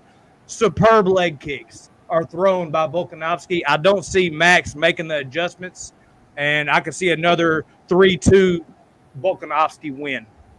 And Mo, he can't make those adjustments because he has the longer reach when it comes to the stand-up as well. So when Max tries to engage, he can hit him at range and on the feet with his hands, and he can also kick him out of, So disrespect, Nick. Disrespect. I agree with the disrespect in the line, but the better fighter here. Listen, like you said, changing of guard, it happens, right? Very, very, very interesting. So let's go back to Mo quickly before we move on to welterweight title bout. Are you then going to make a move on Holloway? If we get closer to the fight and it's that or the line has gotten bigger, then I'll definitely drop some juice on Holloway because he is the second best featherweight of all time. He is always in the fight. But I ultimately think that probably Volkanovski will win a decision. So if I'm going to lay some money on it, I'll probably see what the prop is for Volkanovski by decision and throw some even on odds. that. It's even odds, basically, which I don't like. Even odds, yeah. Yeah, you need more juice than that. But, yeah, no, I mean, if you're going to bet this fight, Max, as of right now, is the side to bet it on. All righty, there you have it, the featherweight title bout, and that brings us to the welterweight title bout here. 6-foot Nigerian Kamaru, the Nigerian Nightmare Usman, 16-1-0, opens up at minus 188 at Bet365. We've had 62-cent move towards the Nigerian Nightmare. Now minus 250. Going up against 5'10" Brazilian Gilbert. Dorino Burns, 19-3-0, professional MMA record, opens up at a plus 163 dog. Now at a plus 200 dog. UFC Fan 10 says Burns train. Riley Weichel says Burns 5th round TKO. Man, welterweight title bout. Pistol Pete Loshak. Do you agree with the market move towards the Nigerian Nightmare, and how are you going to handle it? Yeah, I like Usman. I like over, and I might love Usman by decision. I definitely think that if Burns is going to win, it's because it's inside the distance. But I don't think that's going to happen. Obviously, these guys were training partners for a long time. That means they're friends. I know some people don't put a lot of weight into that. I kind of do in various situations. This one has just Usman by decision written all over it, similar to the Pennington by decision fight from a bunch of cards ago. I like Usman. Even I just I don't think Burns is going to win. I don't see how it's going to. Maybe he'll catch him with a lucky punch. I don't see that happening either. I think that the Woodley fight is a little bit close. What was that, like May 30th, right? Burns last fought May 30th, and that took a lot out of you. That's an emotional thing to do, to get a good win like that. Now he's got to come back, a month later and fight a guy like Usman. I like Usman here. I like the over, and Usman by decision. I think has all three of those have value. Usman by decision, and the over from our man Pistol Pete Loshak. Big Mo, welterweight title bout. What do you think? I could have said it better myself. Usman's going to come in and do what Usman does. Usman's going to come, walk forward. He has good boxing. He's the true 170er here. Burns used to fight at 155. He's moving up to 170. He's been looking real good of late. I think a lot of people, towards the closer the fight gets, there's going to be a lot more people on Burns for that recency bias. You think so? Yeah, just because Burns – there's a lot of people on Burns, man. Burns really? Looked good against people. I don't see Kamaru taking him down. He's not going to take him down because Burns is a beast at jiu-jitsu. He's black belt personified. So I see him coming in, pressing him against the cage, working some body work, doing stand-up boxing, pressing forward, avoiding the ground at all costs. I think this is a boxing match. I think Usman wins all day. I'm with you on the Usman by decision or even Usman on the over. I don't really see Gilbert I don't see Usman putting himself in bad situations where Burns is going to get him. So I'm on Usman all day right here. Usman all day. Let's go up to Boston, Nick, and then let Clint put a bow on this bad boy. Boston, Nick, the boys are on Usman. What do you think? I mean, Gilbert Burns coming off his biggest win of his career, guys. He really is, beating Woodley and putting on the clinic, doing it while doing so. He's also beat guys like Gunnar Nelson and Kuchenko at 170 pounds who couldn't hold tape to Usman. Pete, I'm sorry, bud. I'm 1,000% with you. Usman all day. Mo, Usman all day here. This is too much for him. Listen, we just saw what he did to Colby. Okay, the pace that he sets in that ring is ridiculous. Y'all know who he's training with now, too? Yep, he's training with Justin motherfucking Gaethje. Okay. I don't know if y'all saw that video. If you're not, follow me on Twitter, MoScreen5P1. They're doing the body shot challenge, and they're going hard at each other. These boys are training, and Usman's not taking them lightly. He's going to come hard, and I think Usman's going to do it. Over Colorado with Justin. Usman's not scared to make it a boring ass fight. And I think he will make this a boring-ass fight, and he will win a decision. First couple rounds might be kind of close, and I think Usman just starts to cruise over Gilbert Burns. I mean, listen, Woodley has been defeated since Usman beat him, okay? And that being just said, like Jack Attack said right there, with Usman being with Whitman. There you go. You know what I mean? I mean, Trevor honestly, Whitman.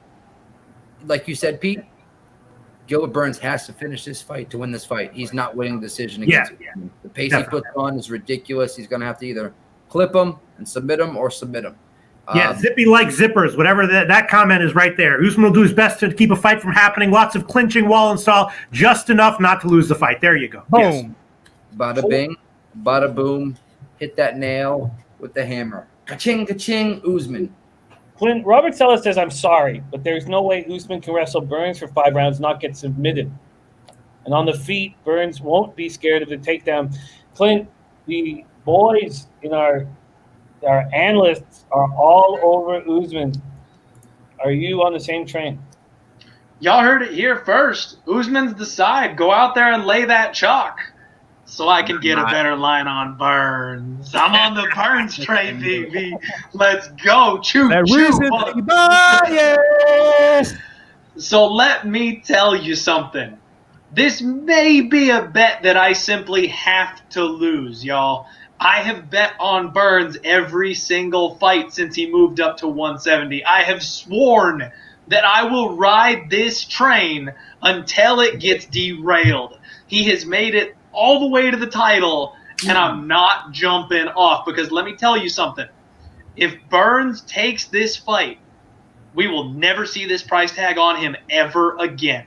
This is the last time we're getting dog money on my boy, and I'm going to ride till we die. He is a world-class Brazilian Jiu-Jitsu artist, and he's been training with Usman and siphoning those wrestling skills. He's blended the BJJ with the wrestling all these years, and he's a different beast on the mat. On top of that, his striking has come along leaps and bounds. That absolute nuclear missile that he has for a left hook. Let me tell you guys something. Usman went toe-to-toe with Colby Covington and absorbed the most significant strikes he ever has in his entire career by a long shot. And Colby doesn't sit on his punches, and he had Usman hurt several times in that title fight. He's coming here in his next fight after taking all that damage, and if he gets hit with those same kind of shots the way that Burns can land, he's going to put him down.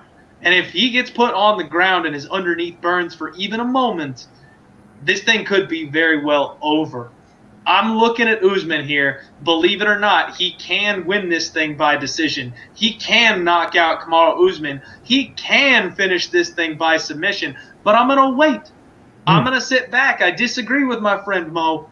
I think everybody and their mom is going to be laying that chalk on the undefeated Kamaru Usman, and I'm going to get plus 230 on my boy Gilbert Burns before fight time. I'm just going to wait. You don't think there's going to be more gaboons out there like you that are all over Burns? Come on, brother. I think there's going to be some gaboons out there, my friend, but they're probably going to be betting 50 or $100 a pop. The sharps are going to be laying the large wood and moving that line. I don't know. Wow. I don't see how he wins a fight. A lot of comments I'm seeing. People liking Burns. Clint liking Burns. Who's sexy? Paige, it's because of that line. You know what I mean? They saw what he did to retired Woodley, who's been rapping for the last 2 years. Sure. Who couldn't beat a fly right now. Or anybody. You're not alone, I love you. Yeah, he's falling in love with UFC, with MMA. So You know what? You guys want to knock the resume of Gilbert Burns. It's damn near identical to the resume of Kamaru Usman. The only difference is the Colby Covington fight. Yeah, Maya, but that was 2.5, almost 3 years prior to, you know what I mean? So that's a whole different Maya, in my opinion. Maya was Maya at like 41, 42. Yeah, but he flatlined him. Nobody's ever finished Maya in that kind of fashion, my boy. And then he also demolished Tyrone Woodley. Usman held Woodley against the fence. My boy Gilbert damn near broke him in the first round again. He comes out like a bat out of hell. I don't know about that, man. Well. He recovers well. He's got a good gas tank. So Usman's not the only one in there who will be able to go late in this fight. I think he's insanely durable.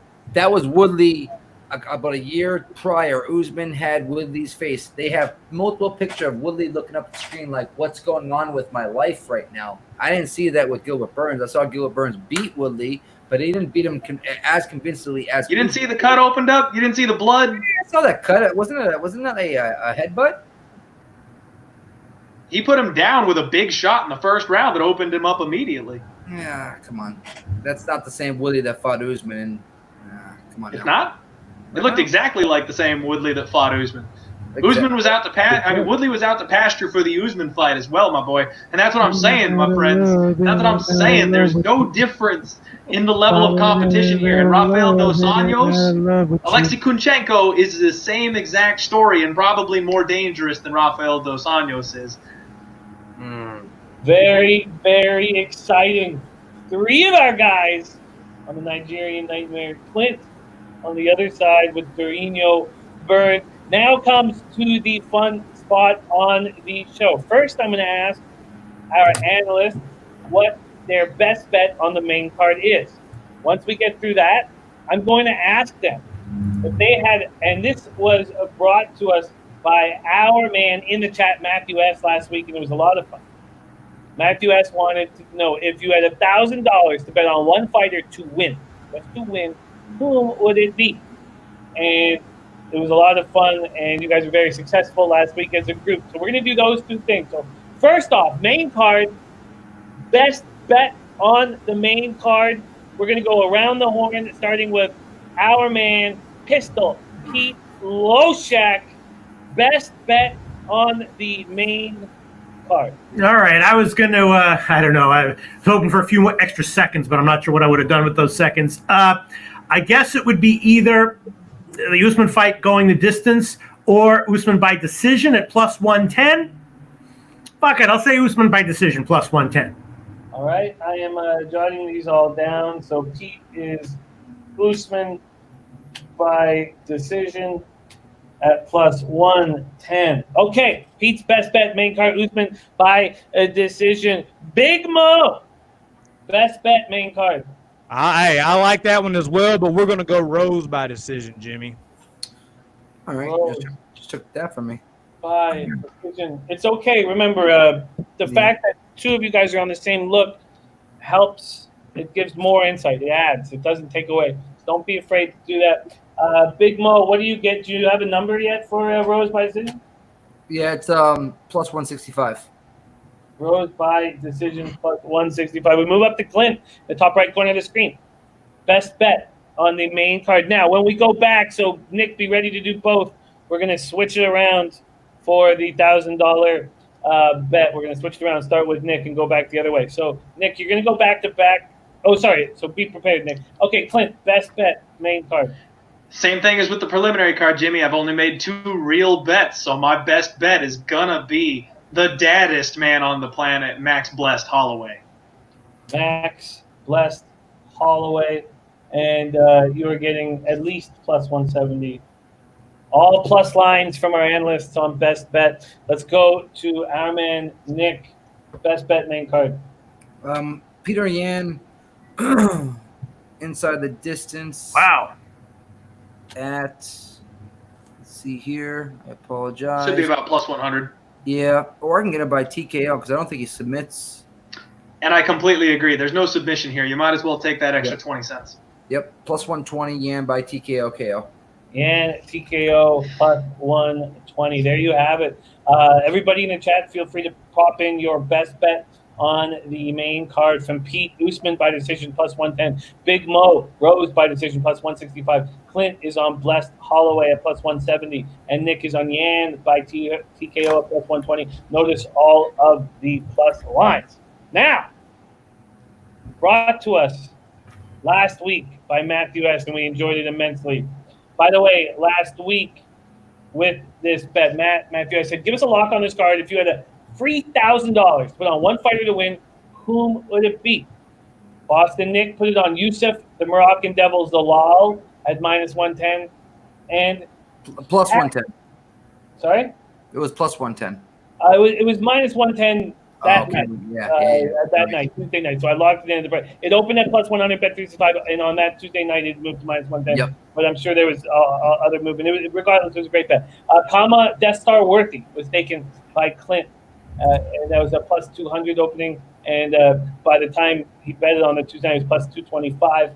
And then our man Big Mo also went for a dog, Kyle Dawkins, at plus 225. Ballsy bet for a big dog.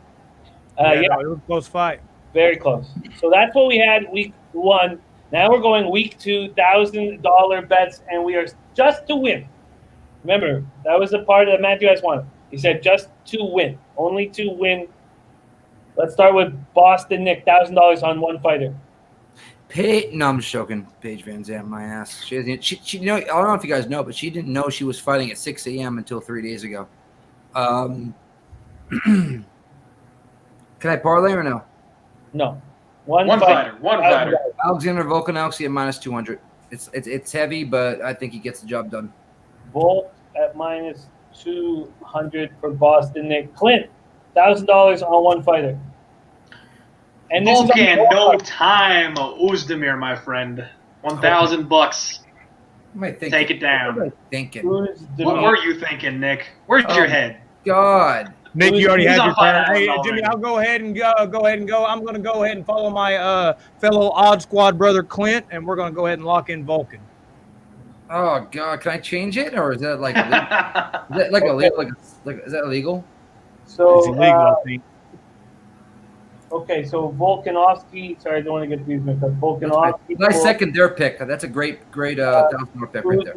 And you're getting Volkan at minus 163. So, unlike last week when the boys were all over dogs, this time they're going for more sure bets on favorite lines. Mo is on Ooze at minus 163. Okay, Pistol Pete.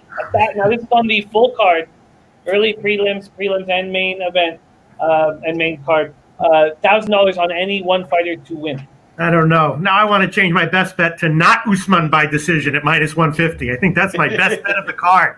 Best bet, not Usman by 5-round decision. All right, $1,000 on a fighter, whatever. José Aldo, $1,000 to win 1,900. Coming in hot. I mean, he's a legend. Everyone thinks he's done. I'm a legend. Everyone thinks I'm done. I have a, There you go. Got the connection. You're a legend. You're fucking far from done. I think he's got one more in him. I agree with you. He's lost his style. He got one more in him. One more. Oh, I love it. Our man, Pistol Pete Loshak. There you have it. Odds.com breakdown of UFC 251 Usman Burns Fight Island, Abu Dhabi, United Arab Emirates. Please, to support us, to thank us, please hit the subscribe button. Follow us on Twitter, Odds110, and roll with us here. The boys have shows throughout the week breaking down total bets, breaking down weigh-ins, breaking it all down. But that's how you can help us. Subscribe and follow us on Twitter. And big thanks to our analysts up in the top, Boston Nick, a.k.a. Mr. Fat Fist. Nick, any last words for these great cappers in the chat? Yeah, guys, let's cash these bets in 2 weeks from now almost. Was it Wednesday, the first fight? Next Wednesday? Right, Clint? So we've got all of next week off. 251 is Saturday the 11th. Saturday the 11th. So then we will have a Wednesday fight on Yeah. 7/15. Yep. There will then be another Saturday fight on 7/18. We've got 3 fights in 10 days, folks. It's going to be a hell of a lot of MMA. Your boy's taking some days off work just so I can relax and chill on the beach in my backyard. Yep. Yeah, let's cash these bets, cash these checks. Stay hooking, stay jabbing, stay sticking, stay moving. Let's go. I love it. Clint, we can see you on Mondays with the Die Hard MMA podcast. And you also have your total show, but I guess that won't be this week. Actually, Jimmy, it will be this week. Okay, Believe sweet. it or not, UFC 251 is so big, they have blessed us with totals. They're out. So I will be doing Total Madness on Thursday. Look for that on Odds HQ, the YouTube page. I also write articles for odds.com. So if you want a full in-depth breakdown, stats, odds, all the information in written format, check out my articles. I'm going to be breaking down every single fight on the main card written over there. And, of course, come hang out with me on Mondays, live stream for the Die Hard MMA podcast. Thank you, my friends. Let's roll, and make sure you do those shots of Fireball. Fap it. Love it. I'm going to put the link to Clint's latest article right here on odds.com. Hit that link and check out Clint's latest article on odds.com. Big Mo, man, you fought through this. You have a staph infection on heavy antibiotics. Thank you for fighting a good fight and rolling with us. No problem, man. Great work today. And do you have any last words for these great captains in the chat? No, man, I just want to thank each and every one of y'all for rocking with us out there. Hey, Nick, what was that live number tonight? 369. Woo! That's 369 people that could be anywhere tonight, but y'all chose to be right here with us. So we want to thank y'all. I want to thank my odds brother, Clint over there, the legend, Pete, my Aunt Mildred up there in the middle square. Of course, we got the legend, the host himself, Jimmy the Bag. I want to thank each and every one of y'all. So, yeah, no, it was a good time. Yes. Oh, Thank you, Jimmy, so much. Thank you, Jimmy, so much. Oh, I love you guys so much, man. And we had Pistol Pete Loshak rocking with us. What a treat it is to share the screen with you, Pete. Any last words for these great captains? Yeah, just my last words are I can't believe how many people that I respect like Burns. It's not good. It's not good. Hey, Pete, we're okay here. Don't worry. Yeah? I promise. Okay, all right. Yeah, we're good, Pete. We're good. That's my final word for this show. Can't believe how many people like Burns so much. They like that number. That's all. I love it. Thank you guys Can so you much. believe that Usman by submission is 1,800 right now? Wow. Hmm. Is that another bet by Clint? We have nothing without you guys in the chat. Truly, we're so thankful to roll with you guys. Big shout out to all you guys. Swervin, Charlie Chips, MMA Z, Home Wrecking, Knee Knocker, Jeremy T, Bill 808, Mario Zalidin, Stephen H. Green, G, UFC Fan 10, Roger Beach, Don't Stand By Me, Coco Bongo, Tomer, Chapelka, Ear, Regardless, Neil, The Security, Jeremy Dewar, Dennis Garcia, Alan Clark, Connor McLaughlin, Matthew S., who brought us a $1,000 look, which we love very much. Just My 2 cents, Chad Barnett, Ramiro Loera, the UFC Betting Experience, Tyler Hanna, Mark Unkefer, JT MMA, Tank Abbott. All you guys, thank you guys so much for rolling with us. Goots, Paul Maldonado, MMA Yeet, Prod, Henny Boy, Quincy Brown, Ozzy Taylor, Scott C., Brandon Williams, all you guys. On behalf of all of us at odds.com, thank you so much for watching. Get that cash. On behalf of Peter Loshak, Boston, Nick, Big Mo, and Clint, and everybody at odds.com, thank you guys so much for watching. Get paid on Fight Island. And enjoy the rest of your night.